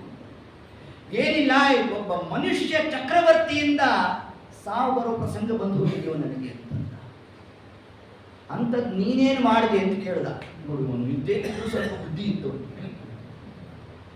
ಏನಿಲ್ಲ, ಅವನ ಪತ್ನಿನ ಅಪಹರಣ ಮಾಡ್ಕೊಂಡು ಬಂದ. ಆಗ ನೀನು ಇಲ್ಲಿ ತನಕ ಬದುಕಿರೋದೇ ದೊಡ್ಡದು ಅಂತ ಎಲ್ಲ ಹೇಳ್ತಾ, ಅವನಿಗೇನೋ ಒಂದಿಷ್ಟು ಒಳ್ಳೆ ಬುದ್ಧಿ ಇದೆ ಅಂತ ಅನ್ಕೋಬೇಡಿ ಅಂದ್ರು ಆಚಾರ್ಯರು. ಕಾರಣ, ನಾನು ಯುದ್ಧಕ್ಕೆ ಹೋಗ್ಬೇಕಲ್ಲ ಅಂತ ಅವನು ತಲೆ ಸುಮ್ಮನೆ ಕಳಿಸ್ಕೊಟ್ಕೊಡು, ನಮಗೆ ಯಾಕವಲ್ಲ ಅಂತಂದ. ನೋಡು, ನಿನ್ನನ್ನು ನಂಬ್ಕೊಂಡು ನಾನು ಕರ್ಕೊಂಡ್ಬಂದ್ಬಿಟ್ಟಿದ್ದೀನಿ ಅಂತ ರಾವಣ ಅಂತ. ಸರಿ, ಎದ್ದೊತ್ತು ಕಾಲಕ್ಕೆ ತಾನು ಹೋಗೋಣ, ಎದ್ದೊತ್ತು ಕಾಲಕ್ಕೆ ಅವನ ಸಂಹಾರಾದಿಗಳನ್ನೆಲ್ಲ ಪರಮಾತ್ಮ ತಾನು ಮಾಡಿರೋಣ. ಕೊನೆಯದಾಗಿ ರಾವಣ ತನ್ನ ಅಮೋಘ ಸೈನ್ಯವನ್ನ 36 ಮಹೋಘ ಅಕ್ಷೋಹಿಣಿ ಸೈನ್ಯವನ್ನ ತಾನು ಡೆಬ್ಯೂಟ್ ಮಾಡಿಬಿಟ್ಟ. 36 ಮಹೋಘ ಅಕ್ಷೋಹಿಣಿ ಸೈನ್ಯ ಅಂತಂದ್ರೆ, ಮಹೋಘ ಶಬ್ದಕ್ಕೆ ಹೇಗೆ ನಿರ್ವಚನ? 36ರ ಮುಂದೆ 70 0 ಹಾಕಿದ್ರೆ ಎಷ್ಟೋ ಅಷ್ಟು. ಒಂದು ಅಕ್ಷೋಹಿಣಿ ಸೈನ್ಯದ ಪರಿಚಯವನ್ನ ಯುದ್ಧಕಾಂಡದಲ್ಲಿ ತಿಳಿಸ್ತಾರೆ. ಮಹಾಭಾರತದಲ್ಲೂ ಬರುತ್ತೆ ಇದರ ಒಂದು ಲೆಕ್ಕ. ಅದನ್ನ ಹೇಳ್ತಾ ನಮಗೆ 21,870 ಆನೆಗಳು. ನಾ ಹೇಳ್ತಿರೋದು 36 ಮಹೋಘ ಅಲ್ಲ, ಒಂದು ಅಕ್ಷೋಹಿಣಿ. 21,870 ಆನೆ, ಅಷ್ಟೇ ರಥ. ಅದರ ಜೊತೆಗೆ 65,610 ಕುದುರೆಗಳು. ಇನ್ನು ಚದುರಂಗ ಸೈನ್ಯ ಅಂತ ತಗೊಂಡ್ರೆ 10,09,350 ಆಳುಗಳು, ಕಾಡಾಳುಗಳು. ಇಷ್ಟು ಸೇರಿ ಸೈನಿಕರು, ಇಷ್ಟು ಮಂದಿ ಸೇರಿದರೆ ಒಂದು ಅಕ್ಷೋಹಿಣಿ ಇಂಟು ಮಹೋಘ 36 ಜೊತೆಗೆ 70 0. 70 0 ಹಾಕ್ಬಿಟ್ರೆ ನಮ್ಗೆ ಇದೇನಾರು ಮ್ಯಾಥಮೆಟಿಕ್ಸ್ ಅಲ್ಲಿ ಕೊಟ್ಬಿಟ್ಟಿದ್ದಿದ್ರೆ 0ನೇ, ಕ್ಯಾಲ್ಕುಲೇಟ್ರೇ 0 ಹೊಡೆದು ಬಿಡುತ್ತೆ. ಇನ್ನು ನಮ್ಮ ಗತಿ ಏನು? ಈಗೊಂದು ಭೌತಿಕವಾದ ಒಂದು ಪ್ರಶ್ನೆ, ಇಷ್ಟು ಸೈನ್ಯ ಎಲ್ಲಿತ್ತು? ಒಂದು ಆನೆ ನಿಲ್ಲಿಸ್ಬಿಟ್ರೇನೆ ಜಾಗ ತಿಂದು ಹೋಗುತ್ತೆ. ಹಿಂಗಿರಬೇಕಾದ್ರೆ 70 ಸೊನ್ನೆ ಬೇರೆ ಹೇಳ್ತಾ ಕೂತಿದ್ದೀವಿ, ನಮ್ಮ ತಲೆ ಹತ್ತಿರೋ ಸೊನ್ನೆಗಳು ಹೇಳ್ತಾ ಇದ್ದೇವೆ. ಎಲ್ಲಿ ಕೂಡ್ತದು ಅಂತಂದ್ರೆ ಬ್ರಹ್ಮದೇವರ ವರಬಲದಿಂದ ಇರೋ ಜಾಗದಲ್ಲೇ ಅಷ್ಟು ಸೇರಿತ್ತಂತೆ. ಏನು ಬ್ರಹ್ಮದೇವರ ಮಹಿಮಾ. ನಮ್ಮ ತಲೆಗೆ ಇಷ್ಟು ವಿಷಯ ತುಂಬಿದೆ ಅಂತಂದ್ರೆ ದೊಡ್ಡವರ ಅನುಗ್ರಹ ಇದ್ರೆ ಕೇಳಬೇಕು ಅನ್ನೋ ಬುದ್ಧಿ ತುಂಬಿತು ನಮ್ಮ ತಲೆಗೆ. ಇನ್ನ ನಾವು ಹೇಳ್ತಾ ಇದ್ದೇವೆ ಅಲ್ಲ ಅಂದ್ರು ಶಾಸ್ತ್ರಕಾರ. ದೊಡ್ಡವರು, ಅಪರೋಕ್ಷ ಜ್ಞಾನಿಗಳು, ಸೋತ್ತಮರು, ತತ್ವಾಭಿಮಾನಿ ದೇವತೆಗಳು, ಮುಖ್ಯ ಪ್ರಾಣ ದೇವರು, ಅವಾಂತರ ವಾಕ್ ಅಭಿಮಾನಿ ದೇವತೆಗಳು, ಅವರೆಲ್ಲರನ್ನೂ ಕೂಡ ನಿಯಮನ ಮಾಡ್ತಕ್ಕಂತಹ ಲಕ್ಷ್ಮೀ ದೇವಿ, ಆ ಲಕ್ಷ್ಮೀ ದೇವಿಯನ್ನು ನಿಯಮನ ಮಾಡ್ತಕ್ಕಂತಹ ಯೋಂತಹ ಪ್ರವಿಶ್ಯ ಮಮ ವಾಚ ಮಿಮಾಂ ಪ್ರಸುಪ್ತ. ನೋಡ್ರಿ, ಒಂದು ಶಬ್ದ ಹೊರಡಬೇಕಾದ್ರೇನೆ ಪರಮಾತ್ಮನ ಅನುಗ್ರಹ ಹೇಗೆ ಬೇಕು, ಅದರಂತೆ ಅಷ್ಟು ಸೈನ್ಯ ತಾವಲ್ಲಿರಬೇಕಾದ್ರೂ ಕೂಡ ಅದು ಬ್ರಹ್ಮದೇವರ ವರಬಲದಿಂದ ಇಷ್ಟು ಕಾರ್ಯ ಆಗಿರೋಣ. ಎಲ್ಲ ಸೈನ್ಯ ತಾನು ಬಂದಿದ್ದಂತೆ ಜಗಾದ ಸಜ್ಜಿ ಬಹುಭವ ರಾವಣೀತಿ. ಯುದ್ಧಕ್ಕೆ ಸಜ್ಜಾಗಿ ರಾಮದೇವ ತಾವು ನಿಂತಿರೋಣ. ರಾವಣ ಸಮಗ್ರ ತನ್ನ ಸೈನ್ಯವನ್ನು ತಾನು ತಂದಿದ್ದಾನಂತೆ. ರಥಂ ಸಮಾರೋಹ್ಯ ಪುನಃ ಸಕಾರ್ಮುಕ ರಾವಣ ಆಶುರಾಂ.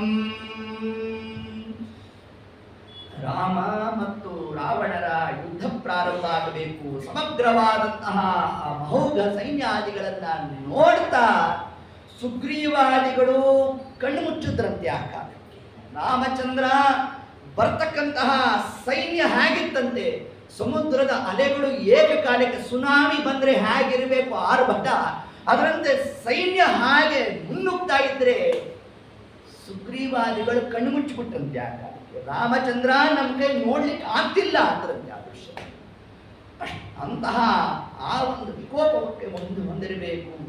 ಆಗ ಹನುಮಂತ ದೇವರು ಪರಮಾತ್ಮನಂತ ಸ್ತೋತ್ರ ಮಾಡ್ತಾ ಇದ್ದಾರಂತೆ. ರಾಮಚಂದ್ರ ಏತತ್ ಕಾಲಕ್ಕೆ ಎಲ್ಲ ನೀನೇ ಅನುಗ್ರಹ ಮಾಡಬೇಕಪ್ಪ ಅಂತ ಸ್ತೋತ್ರ ಮಾಡಿದಾಗ ಪರಮಾತ್ಮ ತಾನು ಏತತ್ ಕಾಲಕ್ಕೆ ವಿರಾಟ್ ರೂಪವನ್ನು ಧಾರಣೆ ಮಾಡಿದ.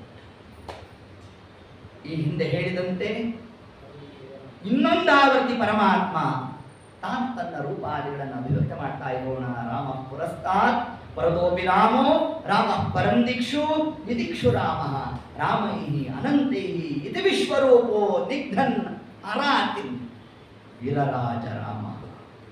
ಸಮಗ್ರವಾದಂತಹ 36 ಮಹೋಘ ಅಕ್ಷೋಹಿಣಿ ಸೈನ್ಯವನ್ನ ಸ್ವಯಂ ರಾಮದೇವರು ಒಬ್ಬರೇ ನಿಗ್ರಹ ಮಾಡಿಬಿಟ್ರಂತೆ.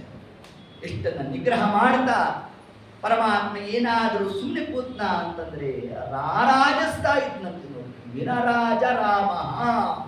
ಹೀಗೆ ಬಲ ವೀರ್ಯ ಮಹಾರಣವಾಯ.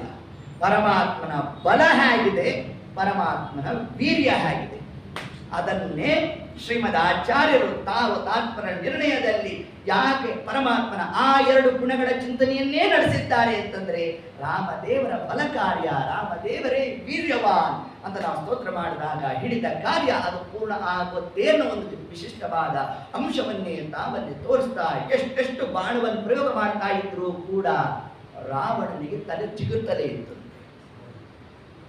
ಆಗ ಬ್ರಹ್ಮದೇವರು ಬಂದು ಪ್ರಾರ್ಥನೆ ಮಾಡಿದ್ರಂತೆ ಪರಮಾತ್ಮನನ್ನ, ಸ್ವಾಮಿ ನಾನೇ ವರ ಕೊಟ್ಟಿದ್ದೀನಿ, ಎಷ್ಟು ತಲೆ ಕಡಿದ್ರೂ ತಲೆ ಚಿಗುರುತ್ತಲೇ ಇರುತ್ತೆ, ಆದ್ದರಿಂದ ಮೂಲಕ್ಕೆ ನೀನು ಬಾಣವನ್ನು ಪ್ರಯೋಗ ಮಾಡಿದ್ರು ರಾಮಚಂದ್ರ ಅಂತ ಪ್ರಾರ್ಥನೆ ಮಾಡಿದಾಗ ಆ 10 ತಲೆಗಳಿಗೂ ಕೂಡ ಮೂಲ ಹೃದಯ ಭಾಗ. ಆ ಹೃದಯದಿಂದಲೇ ಎಲ್ಲ ಈ ಬಲೂನ್ ಹಿಡ್ಕೊಂಡಿರ್ತಾರೆ. 16 ಬಲೂನ್ಗಳು ಹಿಡಿದಿರೋದು ಕೈ. ನೀವು ಕೈಗೆ ಏನಾದ್ರು ಸ್ವಲ್ಪ ಇದು ಮಾಡಿದ್ರೆ ಅದನ್ನು ಬಿಟ್ಟ ಹಾಗೆಲ್ಲ ಹಾಡ್ತು. ಹೇಗೋ 10 ತಲೆಗೆ ಮೂಲ ಯಾವುದಾಗಿತ್ತು, ಅವನ ಹೃದಯ ಭಾಗ. ಆ ಹೃದಯಕ್ಕೆ ಪರಮಾತ್ಮ ತಾನು ತತ್ಕಾಲಕ್ಕೆ ಬಾಣವನ್ನ ಪ್ರಯೋಗ ಮಾಡ್ತಾ ರಾಮಾಯ ಸಹಸ್ರದ ಸುಧಿಷ್ಠುರಾಯ ಸರ್ವೇಶ್ವರಾಯ ಬಲವೀರ್ಯ ಮಹಾರಾಮಾಯ ಲಕ್ಷ್ಮಾಯ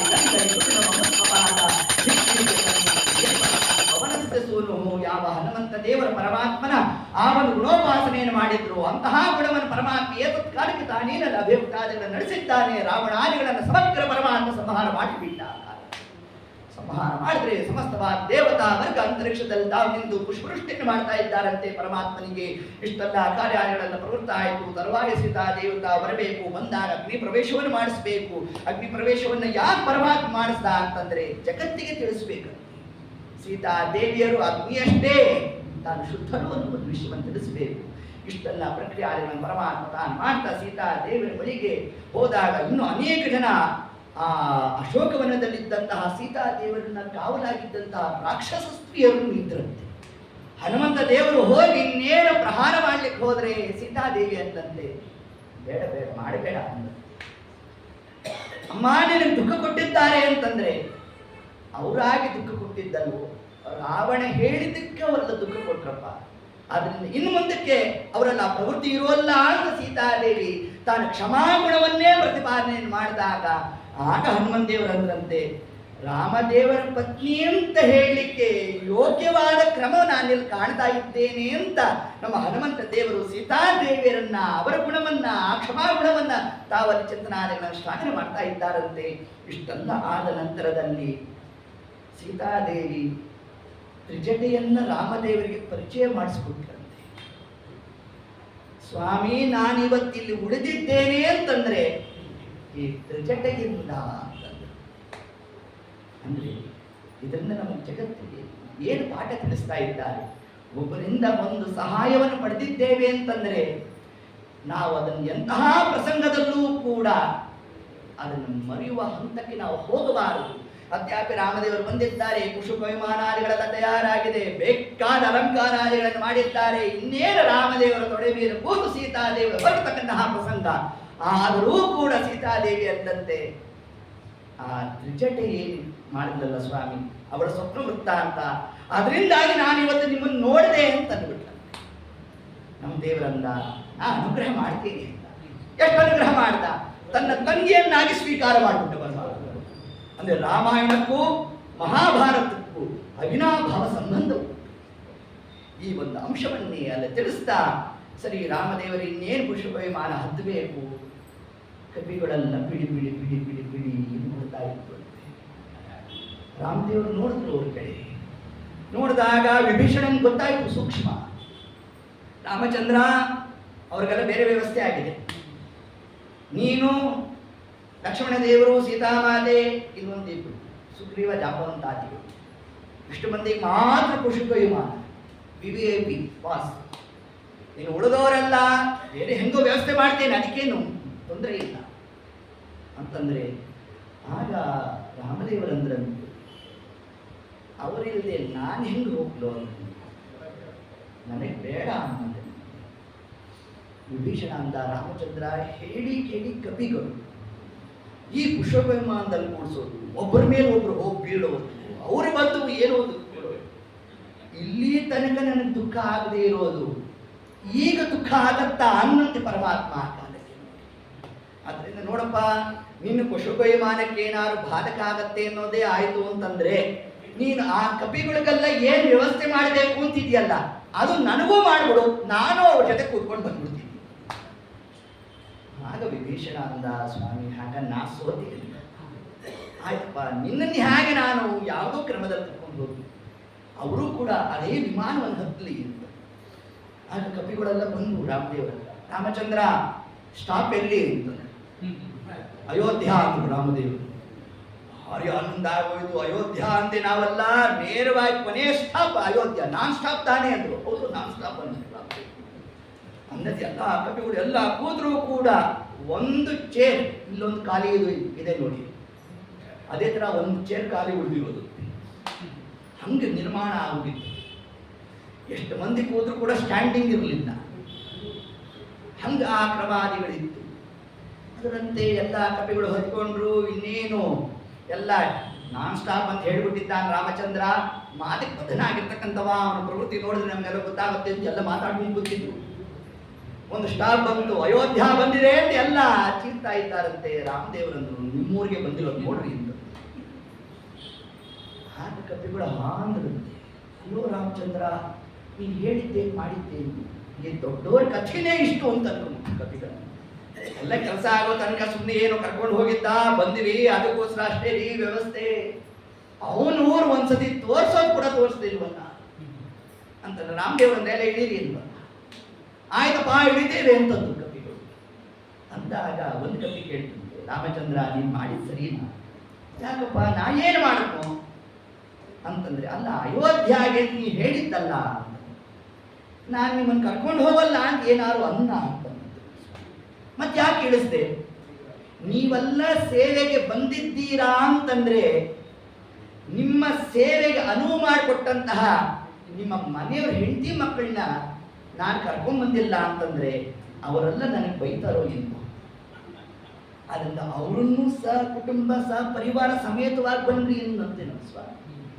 ಇದರಿಂದ ನಮಗೇನು ತತ್ವ ಅಂತಂದ್ರೆ, ಈಗ ಮನೆಯಿಂದ ಒಬ್ಬರು ಬಂದಿರ್ತಾರೆ, ಈಗ ಗಂಡ ಮನೆ ನೋಡ್ಕೊಂತಾದ್ರೆ ಹೆಂಡತಿನ ಕಳಿಸ್ಕೊಟ್ಟಿರ್ತಾರೆ, ಆಯ್ತು ಮನೆಗೆ ಯಾರೋ ಬರ್ತಿರ್ತಾನೆ ನೀವು ಹೋಗು ಅಂತ ಹೆಂಡತಿನ ಕಳಿಸ್ಕೊಟ್ಬಿಟ್ಟಿರ್ತಾರೆ.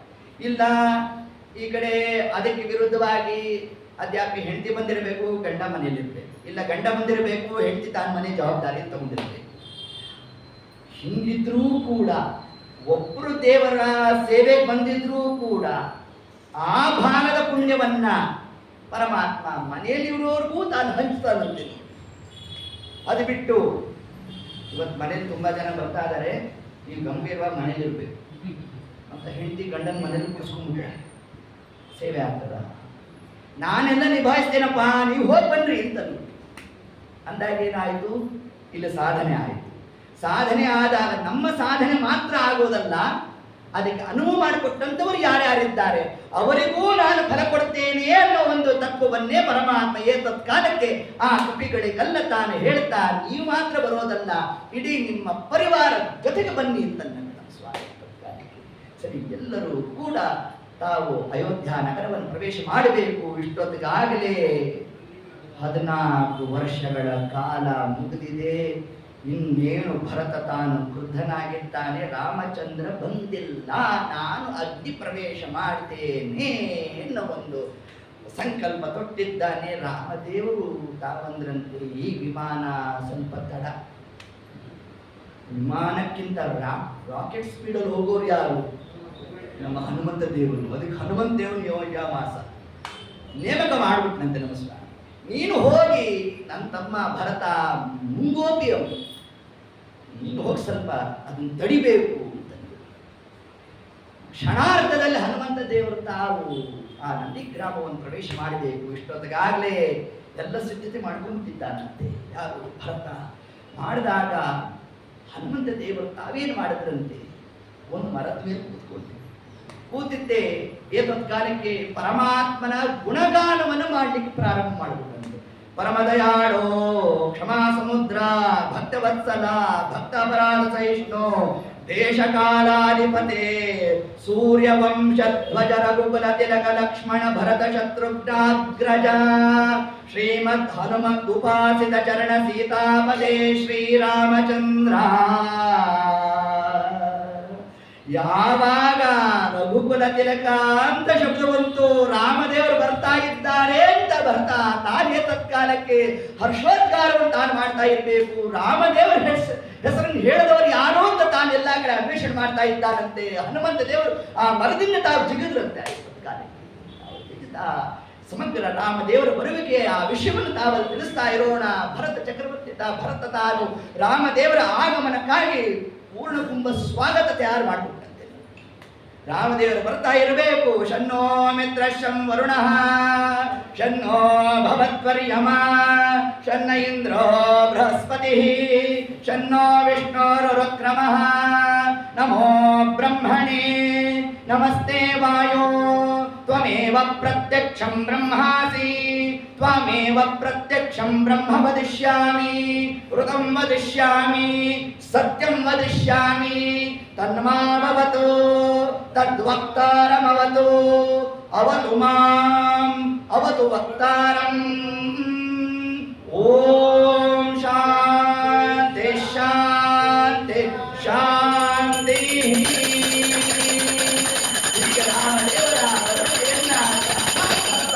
ಏನು 14 ವರ್ಷಗಳ ಕಾಲ ತಾನು ಸೇವಾದಿಗಳು ಪ್ರವೃತ್ತ ಮಾಡಿರ್ತಕ್ಕಂಥ ಮಹಾನುಭಾವ ಭರತೋ ಭಕ್ತಿ ಬರತೋ ಅಂತಾರೆ ಆಚಾರ್ಯ. ತಾತ್ಪರ್ಯ ನಿರ್ಣಯದಲ್ಲಿ ಏತ ಶಬ್ದ ಹಾಕ್ತಾರೆ ಆಚಾರ್ಯ. ಭಕ್ತಿಯಲ್ಲಿ ಭರತ ಅಂತ ತಾವು ಶಬ್ದ ಹಾಕಬೇಕಾದ್ರೆ ಇನ್ನೆಂತಹ ಸೇವಾ ತತ್ಪರನಾಗಿರ್ಬೇಡ. ಹೀಗಿರಬೇಕಾದ್ರೆ ರಾಮದೇವರು ತಾವು ಬಂದಿದ್ದಾರೆ. ಬಂದಂತಹ ಕಾಲಕ್ಕೆ ರಾಮದೇವರ ಪಾದಾಕ್ರಾಂತ ತಾನಾಗಿದ್ದಾನಂತೆ. ಇಷ್ಟೊತ್ತಿಗೆ ರಾಮದೇವರಂದ್ರಂತೆ, ಏನಪ್ಪ ಅಯೋಧ್ಯ ನಗರ ಹೇಗಿದೆಯೋ ಅಂದ್ರಂತೆ. ರಾಮದೇವರೆಲ್ಲ ಪುಷ್ಪ ವಿಮಾನದಲ್ಲಿ ಕೂತ್ಕೊಂಡು ಎಲ್ಲ ಕ್ಯಾಲ್ಕುಲೇಷನ್ ಹಾಕಿದ್ರಂತೆ. ಮೊದಲೇ ಚಿಕ್ಕ ಹುಡುಗ, ದುಃಖ ತಪ್ತನಾಗಿದ್ದ, ತಂದೆ ಬೇರೆ ಕಳ್ಕೊಂಡಿದ್ದ, ನನ್ನ ಮೇಲೆ ಅತಿಯಾದ ವ್ಯಾಮೋಹ ಬೇರೆ ಮಾಡ್ತಾ ಇದ್ದ. ಏನು ರಾಜ್ಯಭಾರ ಮಾಡಿರ್ತಾನೋ, ಅದೆಷ್ಟು ಸಾಲ ಮಾಡಿಬಿಟ್ಟಿರ್ತಾನೋ, ಹಿಂಗೆಲ್ಲ ಆಲೋಚನೆ ಮಾಡಿದ್ರಂತೆ ರಾಮದೇವರು. ಮಾಡಿದ್ರೆ ಭರತ ಅಂದ, ಅಣ್ಣ ಏನು ಸಂಪತ್ತಿತ್ತೋ ಅದು ದ್ವಿಗುಣ ಆಗೋಗಿದೆ. ಬಲ ಅಂದ್ರು ರಾಮದೇವರು. ನನಗೆ ಯಾಕೆ ಬಲ ಅಂತೀವಿ? ನೋಡು, ನಿನ್ನ ಪಾದುಕೆಯ ಪಟ್ಟಾಭಿಷೇಕದ ಫಲ ಇಷ್ಟು ದ್ವಿಗುಣ ಆಗಿದೆ ಅಂತಂದ್ರೆ ರಾಮಚಂದ್ರ ಸ್ವಯಂ ನೀನು ಕೂತಿನ ರಾಜ್ಯಭಾರ ಮಾಡಿದ್ರೆ ಇನ್ನೆಷ್ಟು ಚಂದ ಇರ್ತದೆ ಅಂತ ಭರತ ತಾನೇ ತತ್ಕಾಲಕ್ಕೆ ಸ್ತೋತ್ರಾದಿಗಳನ್ನ ಮಾಡ್ತಾ ಆ ರಾಮದೇವರ ಪಟ್ಟಾಭಿಷೇಕಕ್ಕೆಲ್ಲ ನಿರ್ವಹಣೆ ಆಗಿದ್ದಂತೆ ಸುಮಾರು ಎಲ್ಲ ನದಿಗಳ ತೀರ್ಥವನ್ನು ಕೂಡ ಸಂಗ್ರಹ ಮಾಡಿ ತಂದಿದ್ದಾರಂತೆ. ವಿಭೀಷಣನ ಆಧಿಪತ್ಯ ಸುಗ್ರೀವ ತಾನಿತ್ತು ನಡೆಸ್ತಾ ಇರೋಣ. ಸಮಸ್ತವಾದ ವಸಿಷ್ಠರೇ ಮೊದಲಾದಂಥ ಎಲ್ಲ ಋಷಿಮುನಿಗಳು ತಾವಿದ್ದು ಕಾರ್ಯಾದಿಗಳನ್ನು ನಡೆಸ್ತಾ ಇರೋಣ. ಒಬ್ಬೊಬ್ಬರು ಬಂದು ಒಂದೊಂದು ತೀರ್ಥದ ಸ್ಥಾನವನ್ನು ರಾಮದೇವರು ತಾವು ಮಾಡ್ತಾ ಇದ್ದಾರಂತೆ. ಹೀಗೆ ಏತತ್ಕ್ರಮದಿಂದ ಪರಮಾತ್ಮನಿಗೆ ಪಟ್ಟಾಭಿಷೇಕವನ್ನು ತಾ ಮಾಡೋಣ.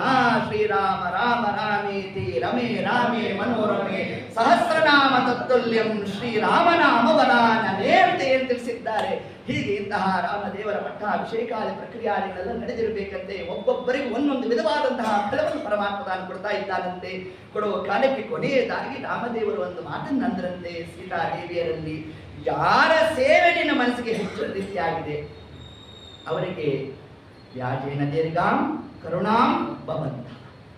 ಆ ವಿಶಿಷ್ಟವಾದಂತಹ ಮಣಿಮಂಜುಮಾಲ ಅದನ್ನು ನೀವು ಹಾಕು ಅಂತ ಹೇಳಿದಾಗ ಹನುಮಂತ ದೇವರಿಗೆ ಮಾಲಿಕೆಯನ್ನು ಅಲ್ಲಿ ಸಮರ್ಪಣೆಯನ್ನು ಮಾಡೋಣ. ಹನುಮಂತ ದೇವರ ವಿಶಿಷ್ಟವಾದ ಸೇವಾ ತತ್ಪರರಾಗಿರೋಣ. ಒಬ್ಬೊಬ್ಬರಿಗೆ ಒಂದೊಂದು ವಿಧವಾದಂತಹ ಆ ಕಾರ್ಯ ವೈಖರಿ ಪರಮಾತ್ಮ ತಾನು ಹೇಳಿದ್ದಾನಂತೆ. ಲಕ್ಷ್ಮಣ ದೇವರಿಗೆ ಆ ಯುವರಾಜನ ಪಟ್ಟವನ್ನು ಕೊಡಬೇಕು ಅಂತಂದ್ರೆ ಒಲ್ಲೆ ಅಂದ್ರಂತೆ. ರಾಮಚಂದ್ರ ನಿನ್ನ ಸೇವಾ ಮಾತ್ರ ನನ್ನ ಸಾಕು, ಸರ್ವಥಾ ನನಗೆ ಯುವರಾಜ ಪಟ್ಟ ಬೇಡ ಅಂತ ಹೇಳಿದಾಗ ಭರತನಿಗೆ ಒಂದು ಅನುಗ್ರಹ ಮಾಡೋಣ. ಹೀಗೆ ಅಂತಹ ರಾಮದೇವರು ವಿಶಿಷ್ಟವಾದಂತಹ ಆ ಒಂದು ರಾಮರಾಜ್ಯವನ್ನು ತಾವು ನಡೆಸಿರ್ತಕ್ಕಂಥದ್ದು. ರಾಮರಾಜ್ಯದ ಒಂದು ತುಣುಕನ್ನು ನಾವು ಹೇಳಲೇಬೇಕು. ಯಾರು ಬಂದರೂ ಕೂಡ ಪರಮಾತ್ಮ ತಾನು ಅನುಗ್ರಹವನ್ನು ಮಾಡ್ತಾ ಇದ್ದಂತೆ. ಆಗ್ರಹ ಮಾಡಿದವರಿಗೂ ಅನುಗ್ರಹ ಅಂತಿದೆ. ಸಂಜೆ ರಾಮದೇವರು ತಾವು ಹೋಗ್ತಾ ಇದ್ರಂತೆ. ಸೀತಾರಾಮಚಂದ್ರದೇವರು ವಿಹಾರಕ್ಕಾಗಿ ಹೋಗ್ತಾರೆ, ವಾಕಿಂಗ್, ವಾಯು ವಿಹಾರ. ಹೋಗಬೇಕಾದ್ರೆ ಒಂದು ಕಾಗೆ ನೋಡಿ ಹೆದರ್ಕೊಂಡು ತಾನು ಸ್ವಲ್ಪ ಮರೆ ಆಗ್ಬಿಡ್ತಂತೆ. ರಾಮದೇವರು ಕರೆದ್ರಂತೆ, ಯಾಕೆ ಹೆದರ್ದೆ ಅಂತ. ಒಂದು ಕಣ್ಣು ಉಳಿದಿದೆ ರಾಮಚಂದ್ರ, ಇನ್ನು ಅದನ್ನು ತೆಗೆದು ಬಿಡ್ತೀಯೋ ಏನು ಅಂತ ಭಯ ಆಯಿತು. ಆಗ ರಾಮದೇವರು, ನಾನು ಸುಮ್ಮನೆ ಹಂಗೆಲ್ಲ ಶಿಕ್ಷೆ ಕೊಡುವಲ್ಲ, ಮೇಲಿಂದ ಮೇಲೂ ಕೊಡುವಲ್ಲ. ನಿನ್ನಿಂದ ಅಂದು ಅಪರಾಧ ಆಗಿತ್ತು, ಅದಕ್ಕೆ ಏನು ಶಾಸನ ಮಾಡಬೇಕೋ ಅಷ್ಟು ಮಾಡಿದ್ದೇನಷ್ಟೇ. ಅಲ್ಲ, ಹೆದರಬೇಡ ಅನ್ನಂತೆ ಪರಮಾತ್ಮ.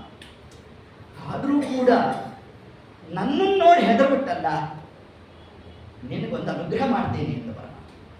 ಏನು ಅನುಗ್ರಹ ಅಂತಂದರೆ ಎರಡು ಪ್ರಕಾರವಾಗಿ ಪರಮಾತ್ಮ ಮಾಡಿದ್ದಾನೆ. ಚಿರಂಜೀವಿ ಆಗುವಂತ ಪ್ರಾಣಿಗಳಲ್ಲಿ ಅತೀ ದೀರ್ಘವಾಗಿ ಬದುಕುವ ಪ್ರಾಣಿ ಅಂತಂದ್ರೆ ಕಾಗೆ. ಇನ್ನ ಸಹಜವಾದ ಸಾವನ್ನು ಯಾವ್ದಾದ್ರು ಇದಕ್ಕೆ ಸಿಕ್ಕಾಕೊಂಡು ಪಾಪ ಹೋಗ್ಬೇಕಷ್ಟೇ ಅಲ್ಲ, ಇಲ್ಲಾಂದ್ರೆ ಏನಿಲ್ಲ. ಇನ್ನೊಂದು ಕಾಗೆ ಅಂತಂತೆ, ರಾಮಚಂದ್ರ ನನ್ನನ್ನು ನೋಡಿದ್ರೇನೆ ಜನ ಅಸಹ್ಯ ಪಡ್ತಾರೆ, ನಾ ಏನು ಮಾಡಿ ದುಃಖ ಆಗ್ತದೋ ಅಂತಂದ್ರೆ ಹಂಗ ಅಂದ ನಮ್ಮ ದೇವರು. ಹಂಗಾರೆ ಒಂದು ಕೆಲಸ ಮಾಡಿ, ನಿನ್ನ ಧ್ವನಿಲೇ ಕರಿಬೇಕು, ಹಂಗೆ ಮಾಡ್ಬಿಡ್ತೀವಿ ಹೋಗು ಅಂತ ನಮ್ಮ ದೇವರು. ಯಾವಾಗ ಕಾಕಪಿಂಡ ಹೌದೋ ಇಲ್ಲೋ ಪಿತೃಕಾರ್ಯ ಆಗಿದೆ, ನಮ್ಮ ಪಿತೃಗಳು ತೃಪ್ತರಾಗಿದ್ದಾರೆ ಅನ್ನೋದಕ್ಕೆ ನಮಗೆ ನಿಮಗೆ ಸೂಚನೆ ಯಾವುದು? ಕಾಗೆ ಬರಬೇಕು. ಕಾಗೆ ಬರೋಲ್ಲ, ನಾವೇನು ಮಾಡಬೇಕು? ಕಾ ಕಾ ಕಾ ಅಂತ ಕೂಗ್ತಾ ಇರಬೇಕು. ನಮ್ಮ ದೇವರೇನಿಂದ ಅದನ್ನು ನೋಡಿ ನೀವು ಅಸಖ್ಯ ಪಟ್ಟಿದ್ದೀರಿ ಅಲ್ವಾ, ಅದೇ ಧ್ವನಿಲೇ ನೀವು ಕರಿಬೇಕು. ಹಂಗೆ ಮಾಡ್ತೀನಿ. ನಿನಗೋಸ್ಕರ ಜನ ಕಾಯ್ತಾ ಇರಬೇಕು, ನೀನು ಬಂದರೆ ಅವರು ಆನಂದ ಪಡಬೇಕು, ಆ ವ್ಯವಸ್ಥೆ ಮಾಡ್ತೀನಿ ಅಂತ ನಾವು ಇಷ್ಟು ಕಾರ್ಯವನ್ನು ಮಾಡ್ತಾ ಮುಂದೆ ಅನೇಕ ಆ ಶ್ವಾನದ ಒಂದು ವೃತ್ತಾಂತ ವಾಲ್ಮೀಕಿ ರಾಮಾಯಣದಲ್ಲಿ ಬಂದಿಲ್ಲ. ಅದು ಒಂದು ತುಳಸಿ ರಾಮಾಯಣದಲ್ಲಿ ಉಲ್ಲೇಖ ಇದೆಯಂತೆ. ಅದರಲ್ಲಿ ಎಲ್ಲೂ ಒಂದು ಕಡೆ ಇದ್ರೂ ಸಾಕು ನಮಗೆ, ನಾವು ತಗೊಂಡ್ಬಿಡೋದಿಲ್ಲ. ಈಗ ಪರಮಾತ್ಮನ ಕಾರುಣ್ಯ, ಅದರಿಂದ ನಮಗೆ ಬರ್ತಕ್ಕಂತಹ ನೀತಿ ಬೋಧನೆಗೆ ಬಾಧಕ ಇಲ್ಲ ಅಂತಂದ್ರೆ ಯಾವ ಪ್ರಸಂಗ ತಗೊಂಡ್ರೂ ಕೂಡ ನಮಗೆ ಪ್ರತಿರೋಧ ಇಲ್ಲ. ಹರಿಸರ್ವೋತ್ತಮತ್ವಕ್ಕೆ ಪ್ರತಿಬಂಧಕ ಆಗಿರಬಾರದು ಮತ್ತು ಅದರಿಂದ ಅನ್ಯಥಾ ಜ್ಞಾನ ಬರಲಿಕ್ಕೆ ಅವಕಾಶ ಇರಬಾರದು. ಹಂಗಿದ್ರೆ ಆ ಪ್ರಸಂಗವನ್ನು ನಾವು ತಗೊಳ್ಳಿಕ್ಕೆ ಅವಕಾಶ ಉಂಟು ಅಂತ ತುಳಸಿ ರಾಮಾಯಣದಲ್ಲಿ ರಾಮಧ್ಯಾನ ಚರಿತ್ರೆಯಿಂದ ಅದರಲ್ಲಿ ತುಳಸಿ ರಾಮಾಯಣ ಅದರಲ್ಲಿ ಉಲ್ಲೇಖ ಆಗಿರತಕ್ಕಂತಹ ಒಂದು ಕಥಾಭಾಗವೇ ಶ್ವಾನಕ್ಕೆ ರಾಮದೇವರು ನ್ಯಾಯವನ್ನು ಒದಗಿಸಿರುವ ಪ್ರಸಂಗ. ಅದೊಂದು ಪ್ರಸಂಗವನ್ನು ಹೇಳಿ ಇವತ್ತಿಗೆ ಮಂಗಲವನ್ನು ಮಾಡೋಣ. ರಾಮರಾಜ್ಯ ಅಂದ್ರೆ ಹೇಗಿತ್ತು ಅನ್ನೋದಕ್ಕೆ ಇದೊಂದು ತುಣುಕು. ತಮ್ಮ ಅರಮನೆಯ ಹೊರಭಾಗದಲ್ಲಿ ದೊಡ್ಡ ಗಂಟೆಯನ್ನು ಕಟ್ಟಿಸ್ಬಿಟ್ಟಿದ್ರಂತೆ ರಾಮ. ಯಾರು ಬಂದರೂ ಕೂಡ ನ್ಯಾಯ ಬೇಕಾದರೂ ಗಂಟೆ ಬಾರಿಸ. ಒಂದು ದಿವಸ ರಾಮದೇವರ ಸಭಾ ನಡೀತಾ ಇದೆ. ತತ್ಕಾಲಕ್ಕೆ ಯಾರೋ ಬಂದು ಠಣ್ ಠಣ್ ಠಣ್ ಠಣ್ ಠಣ್ ಅಂತ ಗಂಟೆ ಬಾರಿಸ. ಲಕ್ಷ್ಮಣನಿಗೆ ತಿಳಿಸಿದ್ರು ರಾಮದೇವರು, ನೋಡಪ್ಪ ಯಾರು ಏನೋ ಬಂದಿದ್ದಾರೆ, ಕರ್ಕೊಂಬ. ಹೋಗಿ ನೋಡ್ತಾರೆ ಒಂದು ಶ್ವಾನ. ಲಕ್ಷ್ಮಣ ಪುನಃ ಒಳಗಡೆ ಬಂದ್ಬಿಟ್ಟ. ರಾಮಚಂದ್ರ ಬಂದಿರೋದೊಂದು ಶ್ವಾನ, ಒಂದು ನಾಯಿ ಬಂದಿದೆ, ಚಿಂತೆ ಇಲ್ಲ ಕರ್ಕೊಂಬ ಅಂತ. ಸರಿ, ಲಕ್ಷ್ಮಣ ಹೋದದ್ದೇ ಕರೆದ. ರಾಮದೇವರ ಆಜ್ಞೆ ಆಗಿದೆ, ಬರಬೇಕಂತೆ. ನಾನು ಬರೋಲ್ಲ, ರಾಮಚಂದ್ರನೇ ಬರಬೇಕು ಅಂತ ಹೇಳಿ ಕೇಳಿ ಅಹಂಕಾರ ತತ್ವಾಭಿಮಾನಿಗಳಾದ ಶೇಷದೇವರ ಮುಂದೆ ನಾನು ಬರೋಲ್ಲ, ರಾಮಚಂದ್ರನೇ ಬರಬೇಕು ಅಂತ ಬಿಡ್ತಾರ. ಅಲ್ಲೇ ಬತ್ತಳಿಕೆಯಿಂದ ಬಾಣ ತೆಗೆದುಬಿಟ್ಟು ಹೊಡಿತೇನೆ ನೋಡು. ಆಗ ಶ್ವಾನ ಅಂತಂತೆ, ಹಂಗಲ್ಲಪ್ಪ, ನಾನು ಮೈಲಿಗೆ ಒಳಗಡೆಗೆ ಬರೋಲ್ಲ, ರಾಮಚಂದ್ರನೇ ಬರಲಿ ಅಂತ ನಾನು ಹೇಳಿದ್ದು ಅಂತ ಹೇಳ್ತಾರೆ. ಹಂಗ ಅಂತ ಏನ್ ಮಾಡಿದ್ರು, ಏತೊಂದು ಕಾಲಕ್ಕೆ ರಾಮದೇವರೇ ಸ್ವಯಂ ತಾವು ಬಂದ್ರು.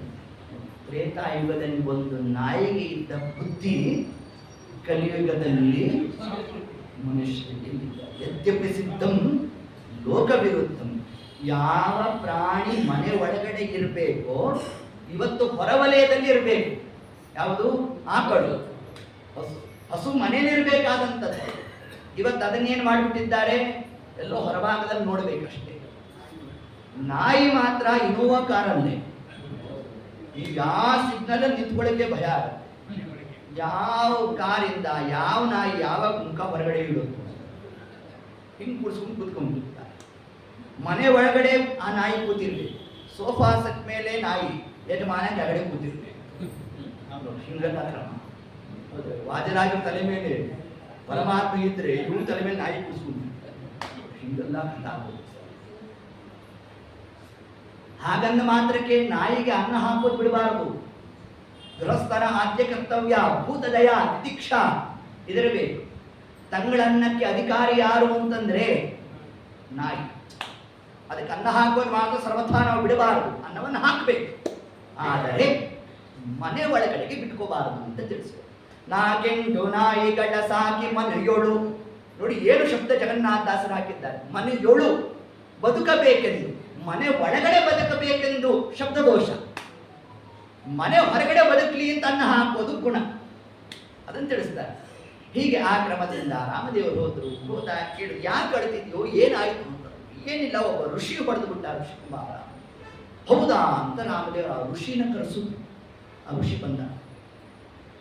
ಯಾಕೆ ಹೊಡೆದಿಪ್ಪ? ಏನಿಲ್ಲ ರಾಮಚಂದ್ರ, ನಾನು ಊಟ ಕೂತಿದ್ದೆ, ಈ ನಾಯಿ ಬಂದು ಬಾಯಿ ಹಾಕ್ಬಿಟ್ಟು. ಆಗ ರಾಮದೇವರು, ಒಬ್ಬ ಆಚಾರ್ಯ ಎಲೆಗೆ ಬಾಯಿ ಹಾಕಿದ್ರೆ ನೀ ಬಿಡೋಲ್ಲ, ಇನ್ನು ಋಷಿಗಳ ಎಲೆಗೆ ನೀನು ಬಾಯಿ ಹಾಕಿದ್ರೆ ಬಿಡ್ತಾರೆ ಏನಪ್ಪ, ನೀ ಯಾಕೆ ಹಂಗೆ ಮಾಡಿದೆ ಅಂತ ರಾಮದೇವರು ನಾಯಿಯನ್ನು ಕೇಳಿದ್ರು. ಆಗ ನಾಯಿ ಹೇಳಿತು, ರಾಮಚಂದ್ರ ಅವನ ಅರ್ಧ ಕತೆ ಹೇಳಿದ್ದಾನೋ, ಇನ್ನು ಅರ್ಧ ಕತೆ ನಾನು ಹೇಳ್ತೇನೆ ಕೇಳು. ನನಗಷ್ಟು ಪರಿಜ್ಞಾನ ಇಲ್ಲ ಅಂತ ಅರ್ಥ ಮಾಡಬೇಡ, ನನಗೆ ಗೊತ್ತಿದೆ, ಹಂಗೆಲ್ಲ ಬಾಯಿ ಹಾಕಬಾರ್ದು. ಆ ಬ್ರಾಹ್ಮಣ, ಆ ಋಷಿ ಊಟ ಮಾಡಬೇಕಾದ್ರೆ ಏನು ಮಾಡ್ದ? ಬಾಯಲ್ಲಿದ್ದದ್ದನ್ನು ತೆಗೆದು ಎಲೆ ಮೇಲೆ ಇಟ್ಬಿಟ್ಟ. ಎಲೆ ಏನಾಯಿತು? ಎಂಜಲ್ ಯಾರ ಪಾಲು? ನಾಯಿ. ನನ್ನ ಪಾಲಿಗೆ ನಾನು ಬಾಯಿ ಹಾಕಿದೆ, ಇವನು ನನಗೆ ಹೊಡೆದ ಅಬ್ಬಾ ಅಂದ್ರು ರಾಮದೇವ್. ಸರಿಯಪ್ಪ, ಹೌದವರು ಇದು ತಪ್ಪಿಲ್ಲ. ಅದಕ್ಕೆ ನಮ್ಮಲ್ಲಿ ಒಂದು ತರಕಾರಿ ನಿಷಿದ್ಧ, ಬಾಯಲ್ಲಿ ಹಾಕಿ ಅಗದು ರಂಜಕ ಮಾಡಿ ಎಲ್ಲೆಲ್ಲ ಇಟ್ಬಿಡೋದು. ಅದನ್ನ ಆಂಗ್ಲ ಭಾಷೆಯಲ್ಲಿ ಹೇಳಿದ್ರೆ ಚಂದ, ಡ್ರಮ್ ಸ್ಟಿಕ್ಕು, ಯಮದೇವ ಸ್ಟಿಕ್ ತರ್ತಾನಂತೆ, ಅದನ್ನು ತಿಂದ್ರೆ ನೋಡಿ ಹಂಗೆ. ಅದಕ್ಕೆ ಆ ಪದಾರ್ಥ ನಿಷಿದ್ಧ. ಬಾಯಲ್ಲಿ ಇರೋದನ್ನು ತೆಗೆದು ಇಟ್ಟಿದ್ದೇವೆ ಅಂತಂದ್ರೆ ಅದು ನಿಷಿದ್ಧ. ಮುಂದು ಉಳಿಸಿದ್ದೆಲ್ಲ ನಿನ್ನ ಯಜ್ಞ ಎಂಬಾರೋ, ಇದಕ್ಕೊಂದು ದೊಡ್ಡ ಉಪನ್ಯಾಸವೇ ಆಗ್ಬೇಕಾಗ್ತದೆ. ಊಟ ಮಾಡೋದು ಹೇಗೆ, ಅದೇ ಒಂದು ಉಪನ್ಯಾಸ ಮಾಡಿ. ಅದರಿಂದ ಹಾಗೆ ಆ ಭೋಜನ ಪ್ರಕ್ರಿಯಾದಿಗಳಲ್ಲಿ ನಾವು ಬಾಯಲ್ಲಿರೋದನ್ನು ತೆಗೆದು ಬಿಡೋದೇ ಆಗಿ, ಎಡಭಾಗದಲ್ಲಿ ತಮಗೆ ನಿಂತ್ಕೊಳ್ಳೋದೇ ಆಗಿ ಇವೆಲ್ಲ ಮಾಡ್ತು ಅಂತಂದ್ರೆ ಸುರಾಪಾನ ಅದೇ ದೋಷ ಬರುತ್ತೆ ಅಂತ ತಿಳಿಸ್ತಾರೆ. ಬಲಭಾಗದಲ್ಲಿ ಇರಬೇಕು, ಒಂದು ವಾಟಕ ಇರಬೇಕು, ಒಂದು ತಮ್ಮಿಗೆ ಇರಬೇಕು, ಆ ತಮ್ಮಿಗೆಯಿಂದ ವಾಟಕಕ್ಕೆ ಹಾಕೋಬೇಕು. ಎಷ್ಟು ಹಾಕೋಬೇಕು ಅಂತಂದ್ರೆ ಎಷ್ಟು ಪ್ರಮಾಣ ನಾವು ಕುಟುಕಿರುತ್ತೋ ಅಷ್ಟು ಮಾತ್ರ ಹಾಕೋಬೇಕು ನೋಡಿ. ಇಷ್ಟೆಲ್ಲ ಅಂಶವನ್ನು ನಮಗೆ ತಿಳಿಸ್ತಾರೆ. ಆಗ ರಾಮದೇವರಂದ್ರಂತೆ, ಸರಿಯಪ್ಪ, ಆ ಬ್ರಾಹ್ಮಣ ಅಂತೂ ದೋಷ ಮಾಡಿಬಿಟ್ಟಿದ್ದಾನೆ, ನೀನೇ ಅವರಿಗೆ ಶಿಕ್ಷೆ ಕೊಡುವುದು ಅಂದಾಗ ನಾಯಿ ಹೇಳ್ತಂತೆ, ಇವನನ್ನ ಒಂದು ದೇವಸ್ಥಾನಕ್ಕೆ ಧರ್ಮಾಧಿಕಾರಿಯನ್ನಾಗಿ ಮಾಡು. ರಾಮದೇವರು ಅಂದ್ರಂತೆ, ಏನು ಅನುಗ್ರಹ ಮಾಡಿಸ್ಲಿಕ್ಕೆ ಬಂದ್ಯೋ ಆಗ್ರಹ ಮಾಡಿಸ್ಲಿಕ್ಕೆ ಬಂದ್ಯೋ? ರಾಮಚಂದ್ರ, ನಿನಗೆ ಗೊತ್ತಿಲ್ಲದೆ ಇರೋದು ಏನಿಲ್ಲ ಸ್ವಾಮಿ, ಆದ್ರೂ ನೀನು ಕೇಳ್ತಾ ಇದ್ಯಾ, ನಾನು ಹೇಳ್ತೇನೆ ಅಷ್ಟೇ. ನೋಡು, ನನಗೆ ನಾಯಿ ಜನ್ಮ ಯಾಕೆ ಬಂತು ಅಂತಂದ್ರೆ, ಹಿಂದೆ ಒಂದು ದೇವಸ್ಥಾನಕ್ಕೆ ಧರ್ಮಾಧಿಕಾರಿ ಆಗಿದ್ದೆ. ಹುಂಡಿ ಹಣ ಎಲ್ಲ ನಾನೇ ತಿಂದು, ಅದರ ಫಲ ಏನು ಗೊತ್ತೇನು? ನಾಯಿ ಜನ್ಮ. ಈಗ ಇವನಿಗೆ ಆಹಾರ ಶುದ್ಧಿ ಇಲ್ಲ. ಆಹಾರ ಶುದ್ಧಿ ಇಲ್ಲ ಅಂದ್ರೆ ಬುದ್ಧಿ ಪಲ್ಲಟ ಆಗುತ್ತೆ. ಅಂದ್ರೆ ದೇವಸ್ಥಾನ ಇದಕ್ಕೆ ಧರ್ಮಾಧಿಕಾರಿ ಆದೋರಲ್ಲ ಅಂತ ಏನಲ್ಲ, ಹಣ ನೋಡಿದಾಗ ಬುದ್ಧಿ ಪಲ್ಲಟ ಆಗುತ್ತೆ ಅನ್ನೋದು ಅಲ್ಲ. ಆಹಾರ ಪದ್ಧತಿ ಇರಲಿಲ್ಲ, ಇಂಥವರು ಅಧಿಕಾರಿ ಆದಾಗ ಅವನಲ್ಲಿ ಬುದ್ಧಿ ವ್ಯತ್ಯಾಸ ಆಗುತ್ತೆ. ಆದ್ದರಿಂದ ಇವನನ್ನ ಒಂದು ದೇವಸ್ಥಾನಕ್ಕೆ ಅಧಿಕಾರಿಯನ್ನಾಗಿ ಮಾಡಿದ್ರೆ ಇವನೂ ಕೂಡ ಅಲ್ಲಿರೋ ಹಣವನ್ನ ತಿಂದಾಗ ಏನಾಗುತ್ತೆ? ಮುಂದಿನ ಜನ್ಮ ನನ್ನ ಜನ್ಮ ಬರುತ್ತೆ. ಆಗ ನಾಯಿ ಪಾಡು ಏನು ಅನ್ನೋದು ಗೊತ್ತಾಗುತ್ತೆ. ಅದು ಗೊತ್ತಾಗಬೇಕು ಅಂತ ಹೀಗೆ ಹೇಳಿದೆ ಅಂತ ಆ ನಾಯಿ ತಾನು ಹೇಳಿದೆ. ತಥಾಸ್ತು ಅಂದ್ಬಿಟ್ರಂತೆ ರಾಮದೇವ.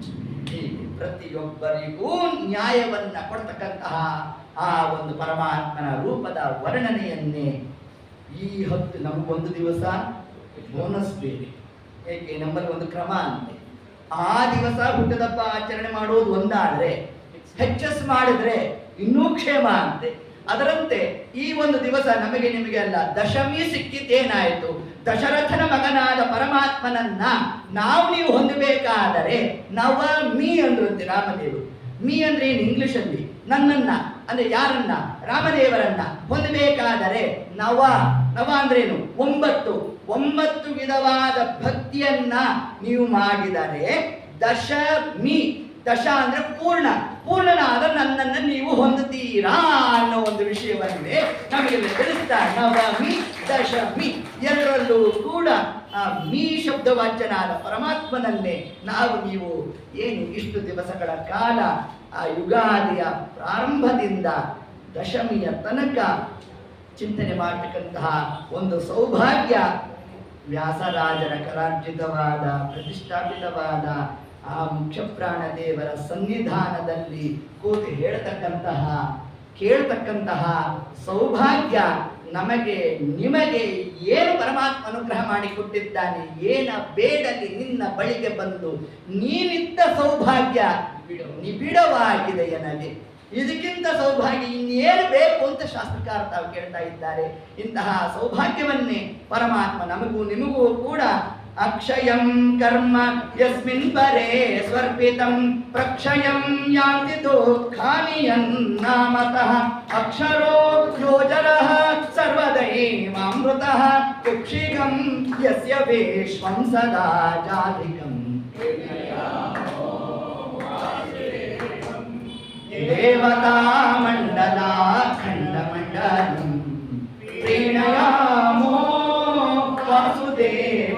ಹರಿ ವಾಸುದೇವಂ ಹರಿ ವಾಸುದೇವ